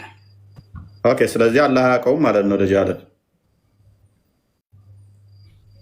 ቁርአንና ሐዲስ አይለያይም፣ በወይህ ነው ሁለቱ። እንሁ ኢላ ወህዩ ዩሃ ነው። ስለዚህ አንድ ጥቅስ ቁርአን ውስጥ ማምጣት አይችልም ስለ ደጃል። ከ200 ከ300 ምናምን ዓመት በኋላ ሰዎች የጻፉት መጽሐፍ ውስጥ ነው ታመጣልኝ። ያው ምንድን ነው 200 ዓመት ምናምን ማን ነው እንደዛ የሚለው? 200 አበዛሁት እንዴ? እሺ ከአንድ ሺህ ምናምን ዓመት በኋላ ማን ነው 200? ከአንድ ሺህ ምናምን ዓመት በኋላ ማለት እንዴት እንዴት? ማን ነው እንደዚህ? ማን ነው የጻፈው? አዲሱ ማን የጻፈው? ሙሐመድ ጽፎታል? ማማና ተናገሩት፣ እሳቸው የተናገሩት መጽሐፉን ለምታ ያለ የተናገረውን እኮ የተናገሩትን ጽፈውታል። ለምን ማይጻፍ ተጻፈ? ያየኸውን ማን ነው የጻፈው? እስኪ የሙሐመድና ሐዲስ ማን የጻፈው? ሙሐመድ በነበረ ሰዓት ሰዎችና በዛ ሰዓት የነበሩ ሰዎች ሰሃቦች። ማን የሚባል ሰሃባ? አንተ ልበልህ እኮ የትኛውን ሐዲስ ማንኛው ጻፈ? ማስረጃ እኮ መስጠት ያለብህ አንተ ነህ። ጽፈዋል ካልከኝ የቋጠቃል ይችል ነው 200 ምናምን ያልኩህ እኮ ቡሃሪን ወስጄ ነው። ቡሃሪም እንዳልጻፈ እያወኩኝ ተራ የሱ መጽሐፍ እንዳሌለ እያወኩኝ ነው 200 ያልኩ። ለዛ ነው ቡኻሪ ሐዲሱን ሰበሰበው እንጂ የጻፈው እሱ አይደለም። እሱን ይወቀድማ። ኦኬ ቡሃሪ የተጻፈ መጽሐፍ ነው የሰበሰበው። የተጻፈው ነው የሰበሰበው። ኦልራይት ና ከፍ በልና ማስረጃ ስጠኝ። የተጻፈ መጽሐፍ ማስረጃ የሚሰጥ የተጻፈ መጽሐፍ ቡኻሪ ነው ሐዲሱን የጻፈው። የተጻፈ መጽሐፍ እንደሰበሰበ 660 ምናምን ሺህ ሐዲሶችን የሰበሰበው የተጻፈ ነው መጽሐፍቶች ናቸው የሰበሰበው የሚል ማስረጃ ስጠኝ። እና ያቀረውን ነው የሰበሰበው። ታዲያ ያን የተናገሩት ረሱል ዐለይሂ ሰላቱ ወሰላም ወሬ ነው የሰበሰበው። ወሬ ነው ጽፎ በኪታብ አደረገው። በኪታብ አደረገው። ማን ነው በኪታብ ያደረገው? ቡኻሪ ነው ያደረገው። ቡኻሪ ነው ያደረገው። እሺ እሱስ እንዴት ነበር የሰበሰበው አስቀድሞ? እንዴት መለሱ? ቅድመ ተከታይ ያስፈልገዋል። ሰዎቹን እየጠየቀ ነው አይደለ? ሰዎቹን እየጠየቀ እየሰማ አይደለ የሰበሰበው? አዎ እስከ ሰሃቦች ድረስ እያደረሱለት በቃ ካለ የተጻፈ ለምን ትላለህ ታዲያ? የተጻፈ ከሆነ እስከ ሳባ ድረስ እነሱ ማድረስ አይጠበቅባቸው፣ የአንዱን የሳባ መጽሐፍ መስጠት ነው የሚጠበቅባቸው የነበረው። ይወል ዳይፉና ሳይሁን እያበጠረ ነው የጻፈው እሱ። ምንም እያበጠረ የሚባል ነገር የለውም። እያበጠረ ከሆነ ካደ ለምን አሁን ትጥላላችሁ? ከሱ ውስጥ እሱ መልሳችሁ ከሱ ውስጥም ትጥላላችሁ። ማነው? አንድ አምጣ። ቡኻሪ ሙስሊም ና ቡኻሪ አንድ ሐዲስ ዳይፍ የመዘገበት ካል አምጣ። ኦልራይት እሱ ቡኻሪ 6982ን ክፈተው ክርስቲያን።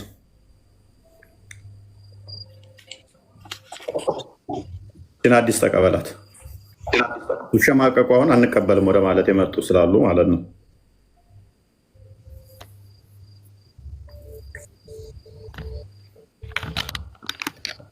ኦኬ ራሱን ለማጥፋት ተራራ ላይ ሄድ ነበር አይሄድም ነበረ?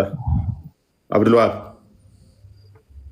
ምን መሐመድ ራሱን ለማጥፋት ተራራ ላይ ይወጣ ነበር አይደለ? ራሱን ሊያጠፋ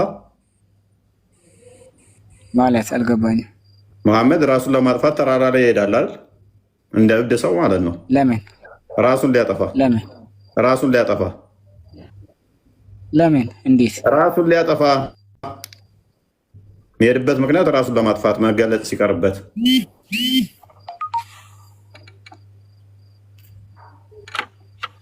እሺ አንብብ። አዲስ ለምን አነባለሁ? ቅድሚያ መልስልኝ። እንደዚህ የሚል አዲስ ትቀበላለህ አትቀበልም? መሐመድ ራሱን ሊያጠፋ ተራራ ላይ ሄድ ነበር እንደ እብድ ማለት ነው፣ ወይንም እንደ በሽተኛ። ሐዲሱን አቦቀለ ንግግር የተወስተ መጀመሪያ ንግግርን ሳምረ ተናገር። ክርስቲያን ቀጥል። ኦኬ እሺ 6982 እየታያችሁ ሆነ ሳሂህ አል-ቡኻሪ ማለት ነው። ረዘም ያለ ስለመጀመሪያው ስለ ሙሐመድ መገለጥ የሚያወራ ሐዲስ ነው። ከመጀመሪያው መገለጥ በኋላ ማለት ነው ምን ይላል? The prophet became so sad as we have heard that he intended several times to throw himself from the top of high mountain. Every time he went up the top of the mountain in order to throw himself down. Several times. ደጋግሞ ተራራ ላይ ራሱን ለመጥፈጥፈጥ ይወጣ ነበረ። ለምን? ነብይ ተናገረ ቃሉ በኋላ መገለጥ ሲቀርበት ጊዜ መሐመድ ምን ያደርግ ነበር? ተራራ ላይ ይወጣ ነበር ራሱን ለማጥፋት። ተራራ ሲወጡ ማን ከለከለ? የአሄራ ዋሻ ውስጥ የተገለጠለት አጋንንት አቆየው ብዙዎችን እንዲያሳስት። አረ ዝም በል እንቀጥልለት። ቆይ ተረተረ ነው የምታወራው። ቀጥል። ያ ቆይ አንዴ እሺ ከዛ በኋላ ሙሐመድ በጣም በተደጋጋሚ ራሱን ትልቅ ተራራ ላይ ሊያጠፋ በደረሰ ቁጥር ጅብሪል ውድ አፒር ቢፎር ሂም። ከዛ በኋላ ጅብሪል ይገለጥለትና እንደዚህ ይለዋል፣ ኦ ሙሐመድ ዩ አር ኢንዲድ አላስ ሜሴንጀር ኢን ትሩዝ፣ አንተ እኮ በእውነት ያለ መልእክተኛ ነህ፣ ለምንድን ነው ራስን ልታጠፋ የምትወጣው? ዌር አፖን ሂዝ ሀርት ውድ ቢካም ኳይት ኤንድ ሂ ውድ ካልም ዳውን ኤንድ ውድ ሪተርን ሆም። ከዛ በኋላ ልቡ ይረጋጋና ይመለሳል። ኤንድ ዌንኤቨር ዘ ፔሪድ ኦፍ ዘ ካሚንግ ኦፍ ዘ ኢንስፓይሬሽን ዩዝድ ቱ ቢካም ሎንግ። ከዛ በኋላ ጅብሪል ደግሞ መገለጡን በጣም ረጅም ጊዜ ሲያደርገውና ሲቆይ ሂ ውዱ አስ ቢፎር፣ ልክ እንደ ቀድሞ ሙሐመድ ራሱን ተራራ ላይ ሊፈጠፍጥ ይወጣ ነበር። በት ዌን ሂ ዩዝድ ቱ ሪች ዘ ቶፕ ማውንቴን፣ ትልቅ ተራራ ላይ በደረሰ ቁጥር ጅብሪል አፒርድ ቢፎር ሂም ኤንድ ሴይንግ ቱ ዋት ሂ ሃድ ሴድ ቢፎር፣ ቀድሞ እንዳለው ይለው ነበረ ብሎ ይናገራል። ሙሐመድ ሁል ጊዜ ራሱን ተራራ ላይ ሊያጠፋ ይወጣ ነበረ ከመጀመሪያው መገለጥ። ይህን ትቀበለዋል አትቀበለውም? አብዱል ወሃብ አረብኛ ነው የምጠው። ኦኬ እስኪ አንብብ። ዝቅ አድርገው ታዲያ። በጣም ረጅም ሐዲስ ነው። ሀሳቡ ያለው ወደዚህ አካባቢ ነው። ከዚህ ጀምሮ እስኪ አንብብ። ከዚህ ጀምሮ አንብብ።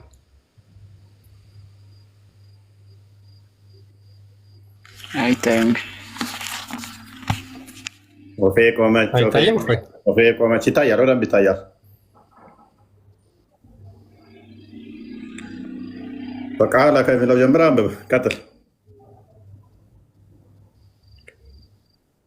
ኦፌ ቆመች አብዱል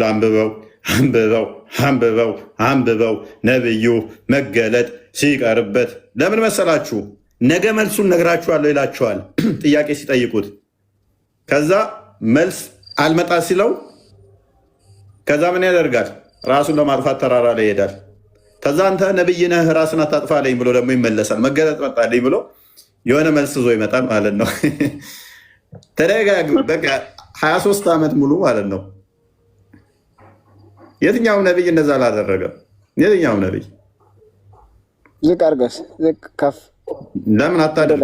አንብብ ቅድሚያ እና አታደርግ። መልሰው ክርስቲያን መቻ ነበር ያነበብኩት ተርጉምልን እንጂ የህሊና ጸሎት አይደለም የሚያስከው። ለምን ትሸማቀቃለህ? በዋሪ ነው የሰበሰበው። ድምፅን ከፍ አድርገህ አሰማል። ታነባለህ ወይንስ እንዴት ነው? ድምፅን አሰማ። ድምፅን አሰማ። አንድ ድምፅን አሰማ። ሁለት ድምፅን አሰማ። ሶስት ኤኒዌይስ፣ ስለዚህ ሙሐመድ መገለጥ መጣልኝ ይላቸዋል። ነብይ ነኝ ይላቸዋል። ቻሌንጅ ሲያደርጉት ነገ መልሳለሁ ያለው መልስ ሲያጣ ሲጨነቅ ምንድነው የሚያደርገው? ተራራ ላይ ነበር ራሱን ለማጥፋት የሚሄደው። እንደዚህ አይነት ነብይ የለም። ወደ ተራራ 10 ራሱን ለማጥፋት ይሄድ ነበር። የአጋንንት አሰራር ነው። ይሄ አጋንንት ነው እንደዚህ የሚያደርገው። ፓራፍሬዝ አድርገው ቶፒኩን ክርስቲያን።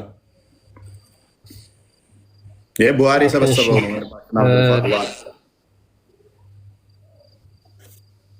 ይሄ ቡሃሪ የሰበሰበው ነው። አሁን ስለተሸማቀቁበት አንዳንዶቹ በቃ ይሄንንማ አንቀበልም እንዴት ነው እሱ እያሉ እየተጨነቁ ነው ሰሞኑ። አብዱል ወሃብ ይኸውልህ እዚህ ጋር ፊማ በለገና ከሚለው ጀምሮ ያለውን ፓርት ብታነበው ይኸው ይሄንን ኮፒ አድርጌልህ ይኸው አረብኛው ይኸውልህ አማርኛው ትርጉሙ ምን ይላል? ሐዘኑ በጣም ከባድ ስለነበር ራሱን ከተራራ ጫፎች ላይ ለመጣል ደጋግሞ ያስብ ነበር። ራሱን ለመወርወር በማሰብ ወደ ተራራ ጫፍ በደረሰ ቁጥር ገብርኤል ወደሱ ይመጣና መሐመድ ሆይ አንተ በእርግጥ የእግዚአብሔር መልእክተኛ ነህ ይለው ነበር። በዚያን ጊዜ ልቡም ሰላም ታገኝ ነበር፣ ነፍሱ ትረጋጋለች፣ እናም ይመለሳል። የመገለጥ ጊዜ ሲራዘም እንደገና ተመሳሳይ ነገር ይሞክር ነበር እና ወደ ላይኛው ጫፍ ሲደርስ በተራራው ጫፍ ላይ ገብርኤል ተገለጠለትና ተመሳሳይ ነገር ተናገረ ብሎ ይነግረናል። ይኸው አረብኛው ጮክ ብለህ እስኪ አንብበው አብዱል ወሃብ።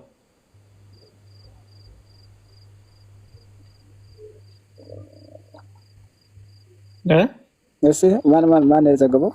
ቆይ ማን የዘገበው አለ? ቡሃሪ ላይ እና ሙስሊም ላይ አንድ ዳይፋ ይመጣም ብለሃል እኮ ፔሬድ።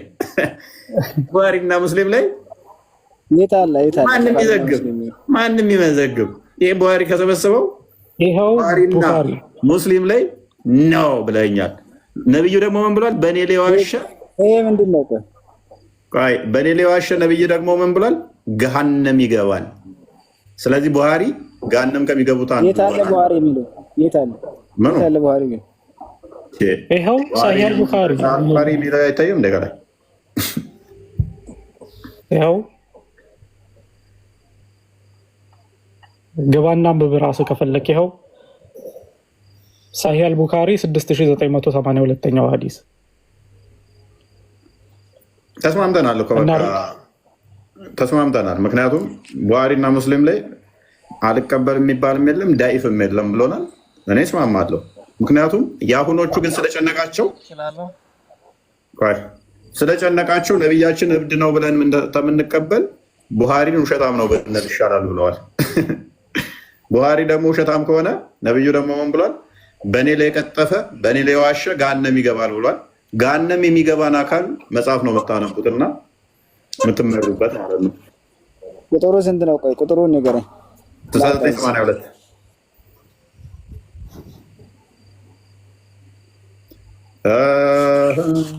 ክርስቲያን ቶፒኩን መለስ ታደርገዋለህ ትንሽ።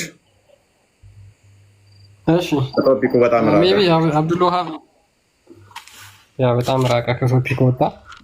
አብዱልዋሃብ ወይም ደግሞ ኤስ ነኝ ካላችሁ አብዱልዋሃብ መመለስ ትችላለህ? ጥያቄን ጠይቀህ ችግር የለውም። ቀስ ብለህ አንብበው፣ ቀስ ብለህ እሱ ነው። ቁርአን ግልጽና የተብራራ ነው ብለህ ታምናለህ? ስለ ቶፒኩ አታወራኝ እኮ ስለ ቶፒኩ ነው የማወራ። ቁርአን ግልጽና የተብራራ ነው ብለህ ታምናለህ? ቶፒኩ ምን ነበር? ስለሱ ነበር። አዎ ስለ ልጠይቅ ነው፣ ችግር የለውም። ስለ ቶፒኩ አውራኝ። አሁን እኔ እኮ ብጠይቃችሁት ስለ ቶፒኩ እናውራ ነው የምትሉኝ እኮ። ቶፒኩ ላይ እኮ ነው የምጠይቀህ። ቁርአን ግልጽና የተብራራ ነው? አዎ የተብራራ ነው። ኦኬ እሺ፣ ቁርአን ግልጽና የተብራራ ነው። ስለ ደጃል ቁርአን ላይ አንድ አንቀጽ ወይም ደግሞ አላህ ያወረደው የተናገረው አለ?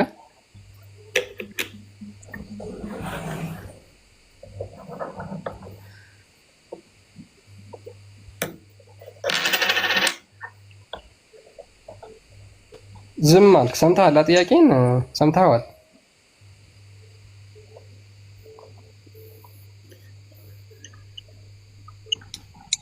አይ አብዱልዋሃብ ሰምተሃል ጥያቄን በደንብ ግን በቃ ምክንያቱም ለምን እንደሆነ ታውቃለህ? ቁርአን ላይ ምን ብሎ ይናገራል መሰለህ? የጉንዳን ምዕራፍ 75ኛው አንቀጽ ላይ ማለት ነው፣ በሰማይና በምድር ውስጥ ምንም የተደበቀ ነገር የለም ገላጭ በሆነው መጽሐፍ ውስጥ ያለ ቢሆን እንጂ ብሎ ይናገራል። ስለዚህ ግልጽና የተብራራ ነው የሚለውም አንተ ስላመንክበት ቁርአኑም ስለሚናገር ማለት ነው። ስለ ደጃል የተናገረው የትኛው የቁርአን ምዕራፍ ላይ ነው? እንግዲህ ደጃል ቀለል ያለ ነገር እንዳይመስላችሁ። ደጃል ማለት በጣም ከአዳም ፍጥረት ጀምሮ ዘሆል አደገኛ የሚባለው እስከ መጨረሻ ድረስ እሱም ያህል የለም ተብሎ የሚታመን ነው። ይሄ አደገኛ ሐሳዊ መሲህ ተብሎ የሚታመነው አንድ ጥቅስ አንድ እንኳን እንዴት ሴቶቹ ወሲብ ማድረግ እንዳለባቸው፣ እንዴት ውዱ ማድረግ እንዳለባቸው፣ ውሃ እንኳን ካጡ ባፈር እንዴት ውዱ ማድረግ እንዳለባቸው። ለምሳሌ መሐመድ ከሞተ 1400 ዓመት ሞልቶታል። 1400 ዓመት መሐመድ ከሞተ 1400 ዓመት ሞልቶታል። ካልተጠራችሁ በስተቀር የመሐመድ ቤት ውስጥ እንዳገቡ የሚል ክፍል አለ። 33ኛው ሱራ ላይ የመሐመድ ሚስት እንዳታገቡ የሚል አለ። የመሐመድ ሚስት እንዳታገቡ፣ መሐመድ ቤት እንዳገቡ የሚል አሁን ይቀራሉ። ለእኛ ምን ይሰራልናል? ይሄ መሐመድ ከሞተ 1400 ዓመት ሞላው ብለው መጠየቅ አይፈልጉም ሙስሊሞቹ።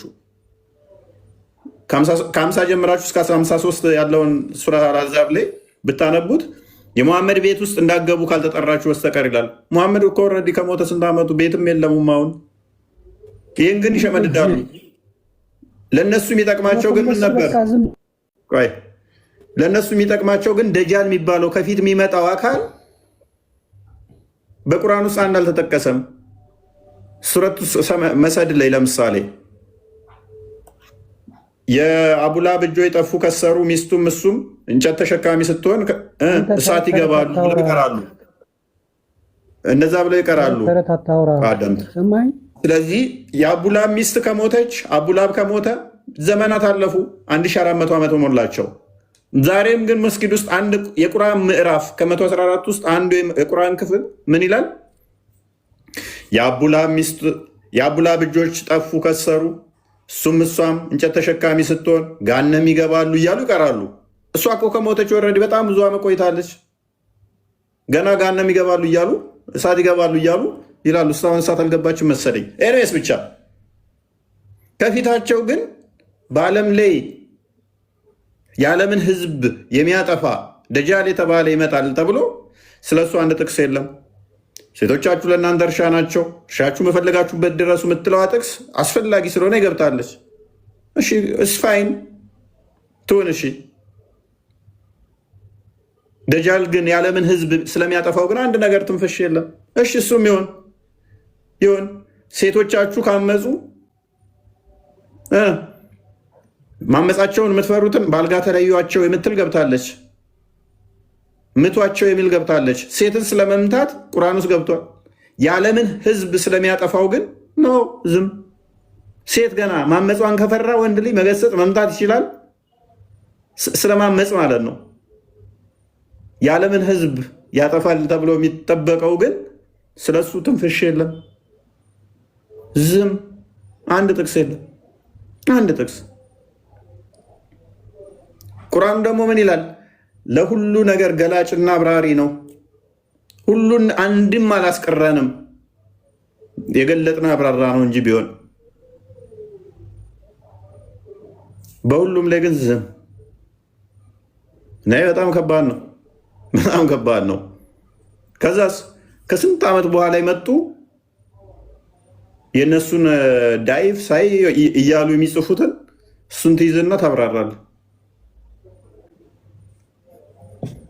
በጣም አስቸጋሪ ነው። በጣም አስቸጋሪ።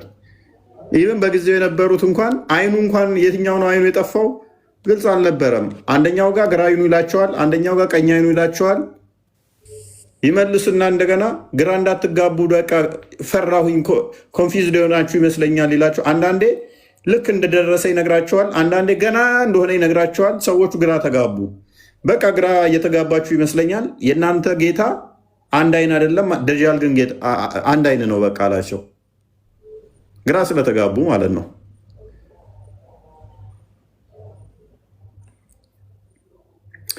ጀምስ ኤስ ነኝ።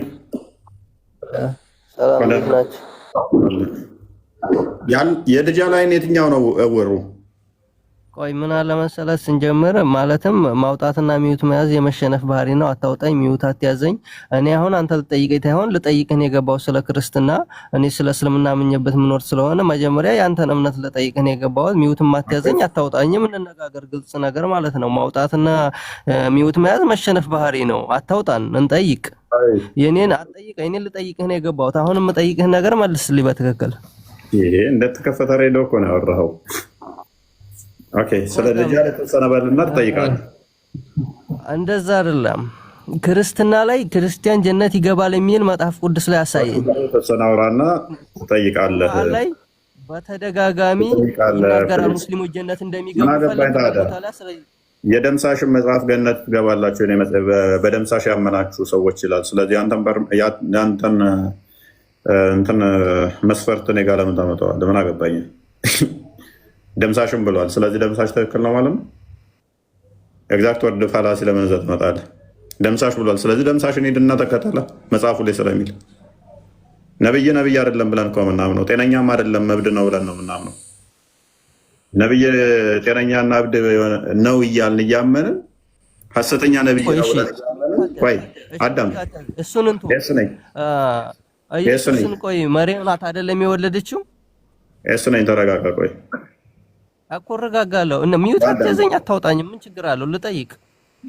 መልስ የተጠየቀውን እኔ እፎይ በጣም እንትን እድል ስለሚሰጥህ ነው። መልስ የተጠየቀውን መልስ፣ እድል ይሰጥሃል መጨረሻ ላይ እንድትጠይቅ ላንተ። አሁን ግን ርዕሱ ላይ የገባሁት ልጠይቅ አይደለም የገባሁት። በቃ ታዲያ እንደዛ ከሆነ ታችሁና ገብተው እኮ በቃ ጥሩ ነው። የኛ ኡስታዞች እኮ ፈትፍተው በቃ አለቀ። ለምንድን መሸነፍ ነው እኮ ሰው ማውጣትና ሚዩት ማለት መሸነፍ ነው። እኔ ትጠይቃለህ። ልክ እንዲህ ስትል እንደ እፎይ ቤት መሆን ነው እንጂ እኔ ልኬህ ነበር ኦልሬዲ። መጨረሻ ላይ ትጠይቃለህ። ታገስ። እሺ ኦራይት፣ ክርስቲያን ቀጥል።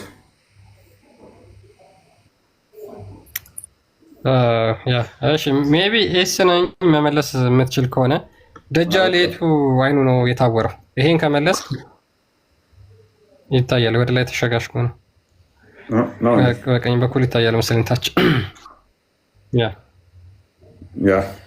የቱ አይኑ ነው የደጃል የታወረው? ሉክ ሙሐመድ ምን ያህል ሜሳፕ እንደሆነ ምን ያህል ግራ ተጋብቶ እንደነበረ በዚህ ማወቅ እንችላለን። አንዳንዴ በጣም የሚጠቅምና በጣም ኢምፖርታንት የሆነ ነገር እንደሆነ ይነግራቸዋል። አንዳንድ ጊዜ ደግሞ ኢንሲግኒፊካንት እንደሆነ ሊያስጨንቃቸው እንደማይገባ ይነግራቸዋል።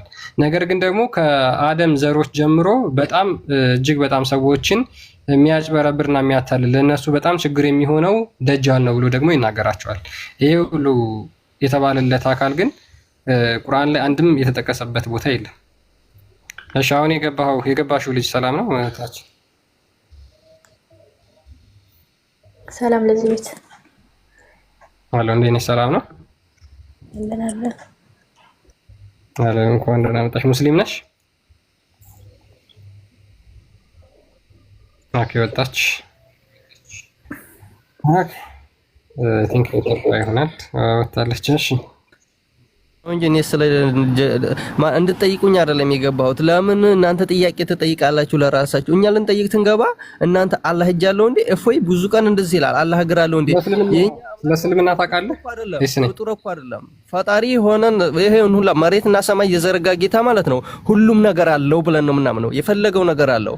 አላህ አርሽ ላይ ሰባተኛው ሰማይ ቃልቲ ነገ ምናምን ለምን ታጭበረብራላችሁ? ግልጽ ዲናዊ ነገር ስለሆነ እንማማር ግልጽ በግልጽ እንነጋገር። በመደባበቅ ሃይማኖት እየሰማሁ ነው። እሺ ተረጋጋና ሁሉም ነገር አለው ስትል ጠፍራለሁ። ቆይ ልንገርህ፣ የኛ አምላክ ማለት ነው ሰማይና መሬትን ዘርግቶ እናንተም አናምንም ብላችሁ ነው እንጂ እናንተም በሱ ነው የምትጠራ። ሰማይና መሬት አልጠየቀውም። አትመልስ። ሁሉንም አለው አልክ። እጅ አለው እግር አለው ይላል። እፎይ ሁሉም አለው አልክ። ጠፍራለሁ ማለት ጠፍር ትትል እኛንም እኮ እሱ ነው የፈጠረን። የፈለገው ነገር መኖር ይችላል። እሱም የፈለገው ነገር ማድረግ የሚችል ጌታ ነው። ኦራይት የፈለገውን ነገር ሊኖረው ይችላል። ልጅ አለው ልጅ አለው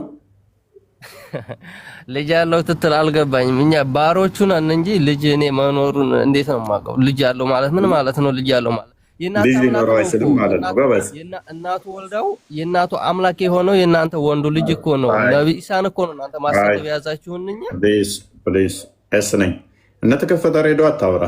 ጥያቄ ካለ እንቀበላለን፣ ችግር የለውም። ተረጋጋ።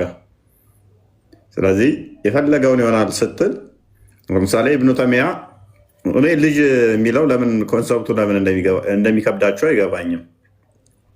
አምላክ የሚቆሽሽ ነገር አድርጋችሁ ምስሉትን አቁሙ ሙስሊሞች። የስለኝ ወንድማዊ ምክር ልስጥህ።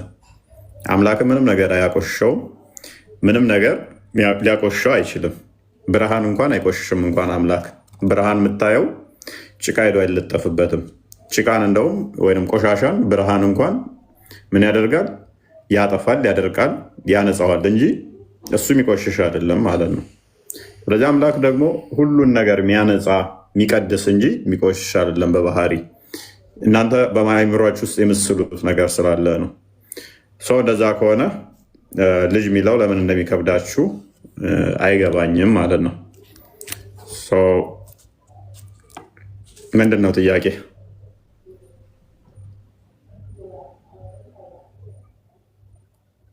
መሬም ኢየሱስ መሬም ወልዳው እንዴት ለእናቱ እንዴት ፈጣሪ ሊሆን ይችላል? አምላክ ሊሆን እንዴት ይችላል? ኦልራይት ይሄንን ኦነስትሊ ለመርዳት ታማኝነት እንዴት ለእናቱ እንዴት አምላክ ይሆናል? 9 ወር አርግዛው ከዛ ወልዳው አምላኩ እንዴት ይሆናል? ኢየሱስ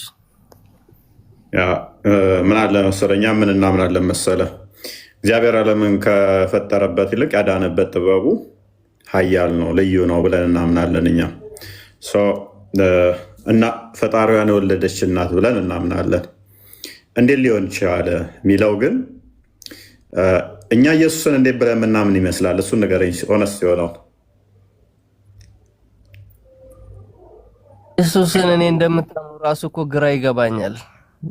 እስልምና በተስማማ ማለት እኛ ኢየሱስ እኮ ነብይ ኢሳ ናቸው እኮ ኢየሱስ ምንተዋቸው እኮ እናንተ እኛ ነብይ ኢሳ እኮ ነው። ሆኖም ግን 9 ወር ተረግዘው ፍጡር ናቸው። ወንድ ልጅ ነው። እሺ ተረጋጋ፣ ረጋ በል እናውራ። እናንተ ጋር ፍጡር አይደለም ወላ አሳያለሁ። ግን ተረጋጋና ኢቨን አንተ በቁርአን ነው የምታምነው አይደለ? ኢሳ ሶሪ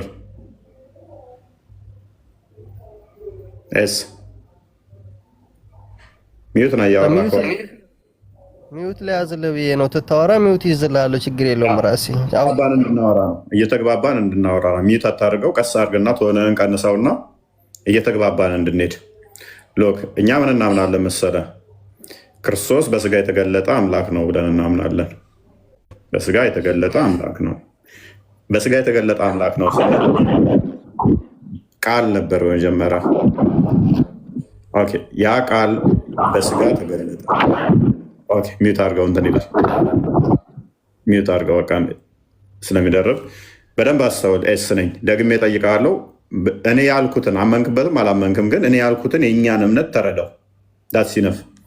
ሎክ በመጀመሪያ ቃል ነበር ብለን እናምናለን። አምላካችን ቃል አለው ብለን እናምናለን። ቃሉ ደግሞ እንደኛ ድምፅ የሆነ አይደለም።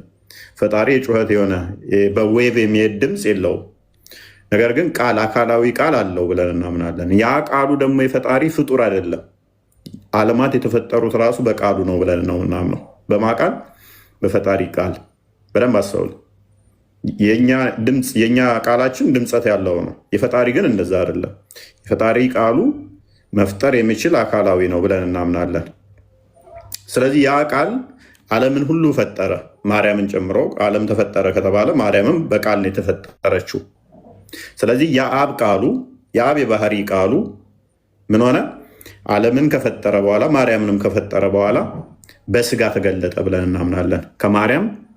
ከማርያም ስጋና ደምን ተካፍሎ ቃል ስጋ ሆኖ ጸጋና እውነትን ተሞልቶ ተዋህዶ በስጋ ተገለጠ ብለን እናምናለን። ስለዚህ ከማርያም አንተ እንዳልከው አዎ ስጋው ቃል ተወልዷል። ከማርያም የወለደችው እሱ በስጋ የተገለጠ አምላክ ነው። ስጋና ደሙን ነፍሷን የተካፈለው ከማን ነው? ከማርያም ነው። ከማርያም ነው የተካፈለው። ማርያምን ራሱ ግን የፈጠራት ቃል ነው። ቃል አስቀድሞ ከሷ ከመፈጠሯን በፊት የነበረ ፈጣሪ ስለነበረ፣ ስለዚህ ማርያምን የሚያስገኛት የፈጠራት ማን ነው? ቃል ነው። ያ ቃል ግን ከማርያም በስጋ ምን ብሏል? ተወልዷል። እሷ የወለደችው በስጋ የተገለጠው አምላክ ነው። ስለዚህ እንዴት ነው እሷ አምላኳን የወለደችው?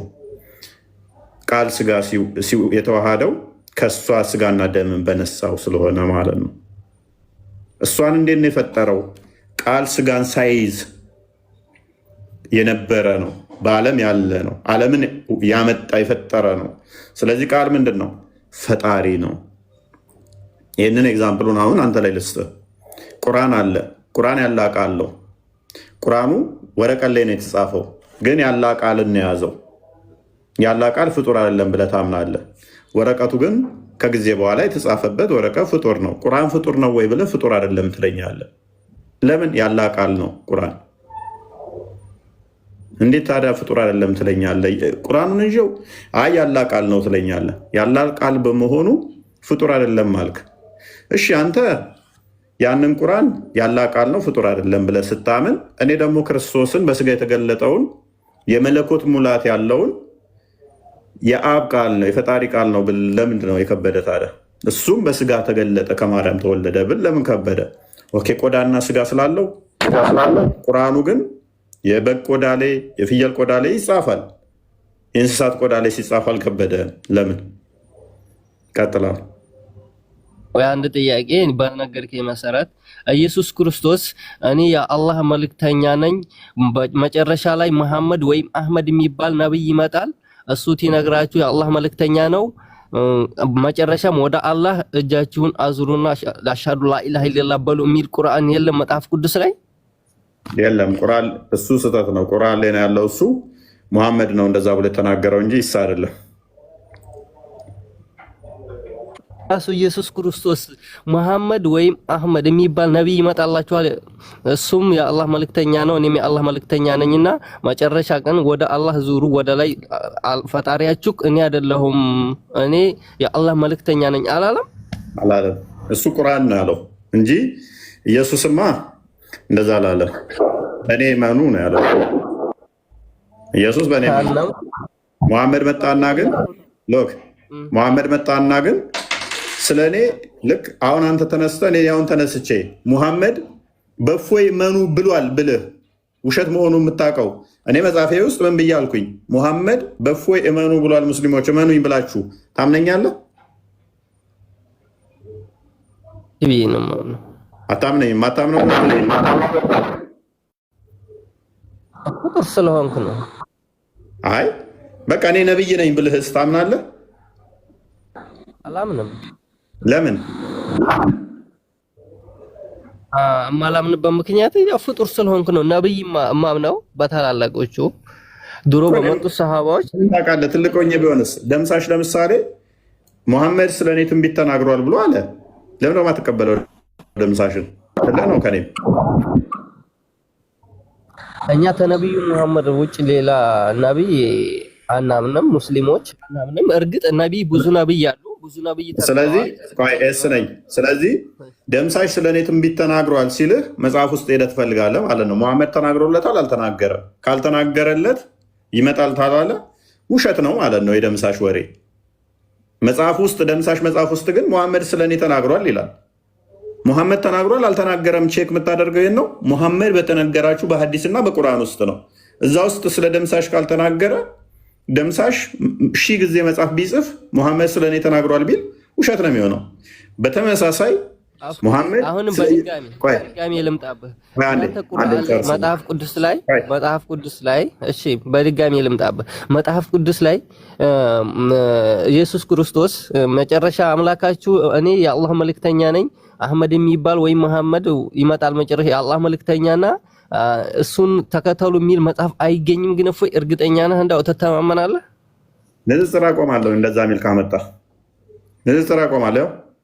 እኛ መጽሐፍ ቅዱስ ላይ ነኝ አዳም ተው ሪካርድ አድርገው ይስጡልህ።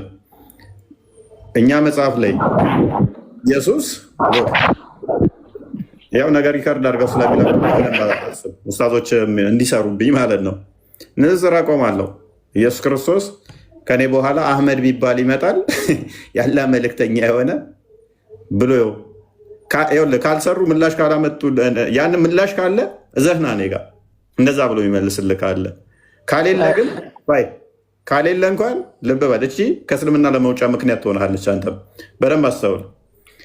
ኢየሱስ ከኔ በኋላ የሚመጣ ያለ መልእክተኛ የተባለ እንዴት አድርገው ይረብሻል።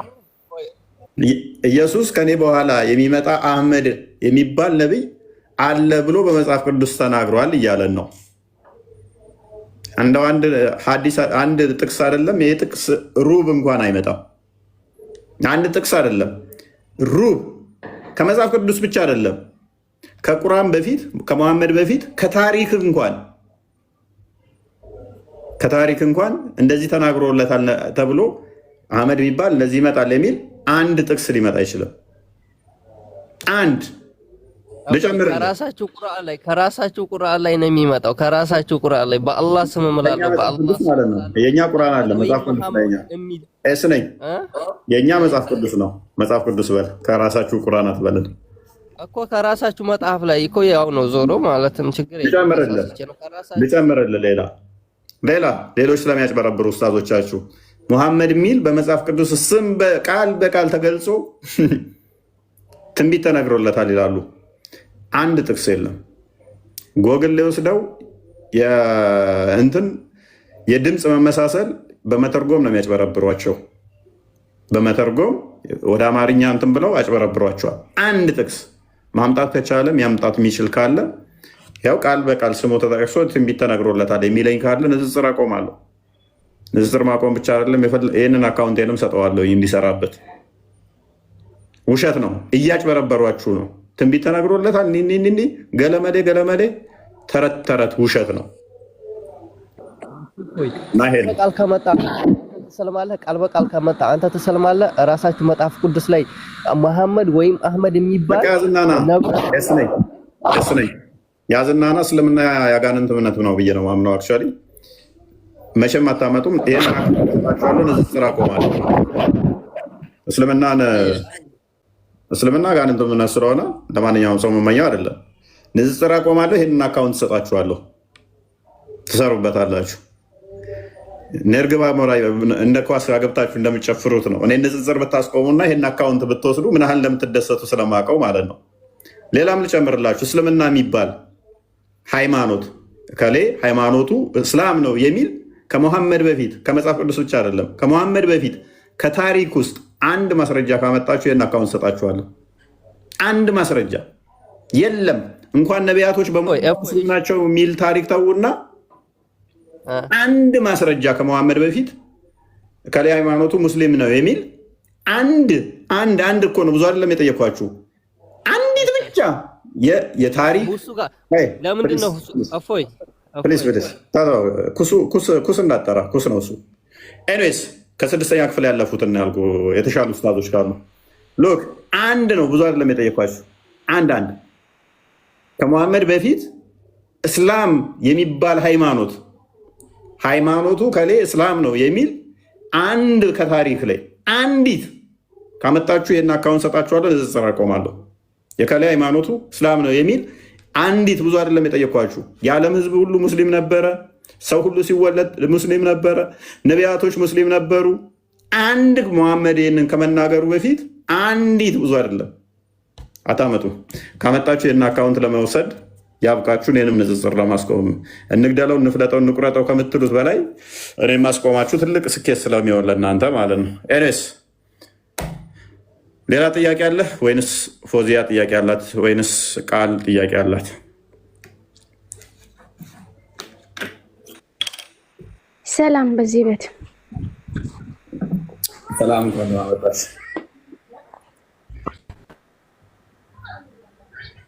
ኦፋይና ጥያቄ አለኝ። ኦኬ ምንድነው ጥያቄሽ? ሙስሊም ነሽ? አዎ። አራሽ ቀጥይ።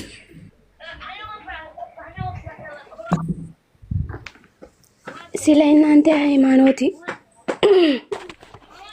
ስንት ጌታ ነው? ያኔ ስንት አምላክ ነው ያላችሁ የእናንተ ሃይማኖት? ኦራይት አምላካችን እግዚአብሔር አንድ ነው። አይሰማም? ሰሚያለሽ?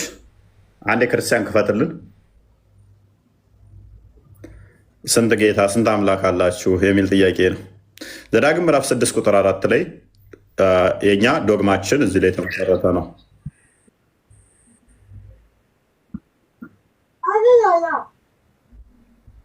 ቁጥር 5 ነው። 4 ስንት ነው? ኦኬ 4 6 ነው። ምንድን ነው የከፈትኩት?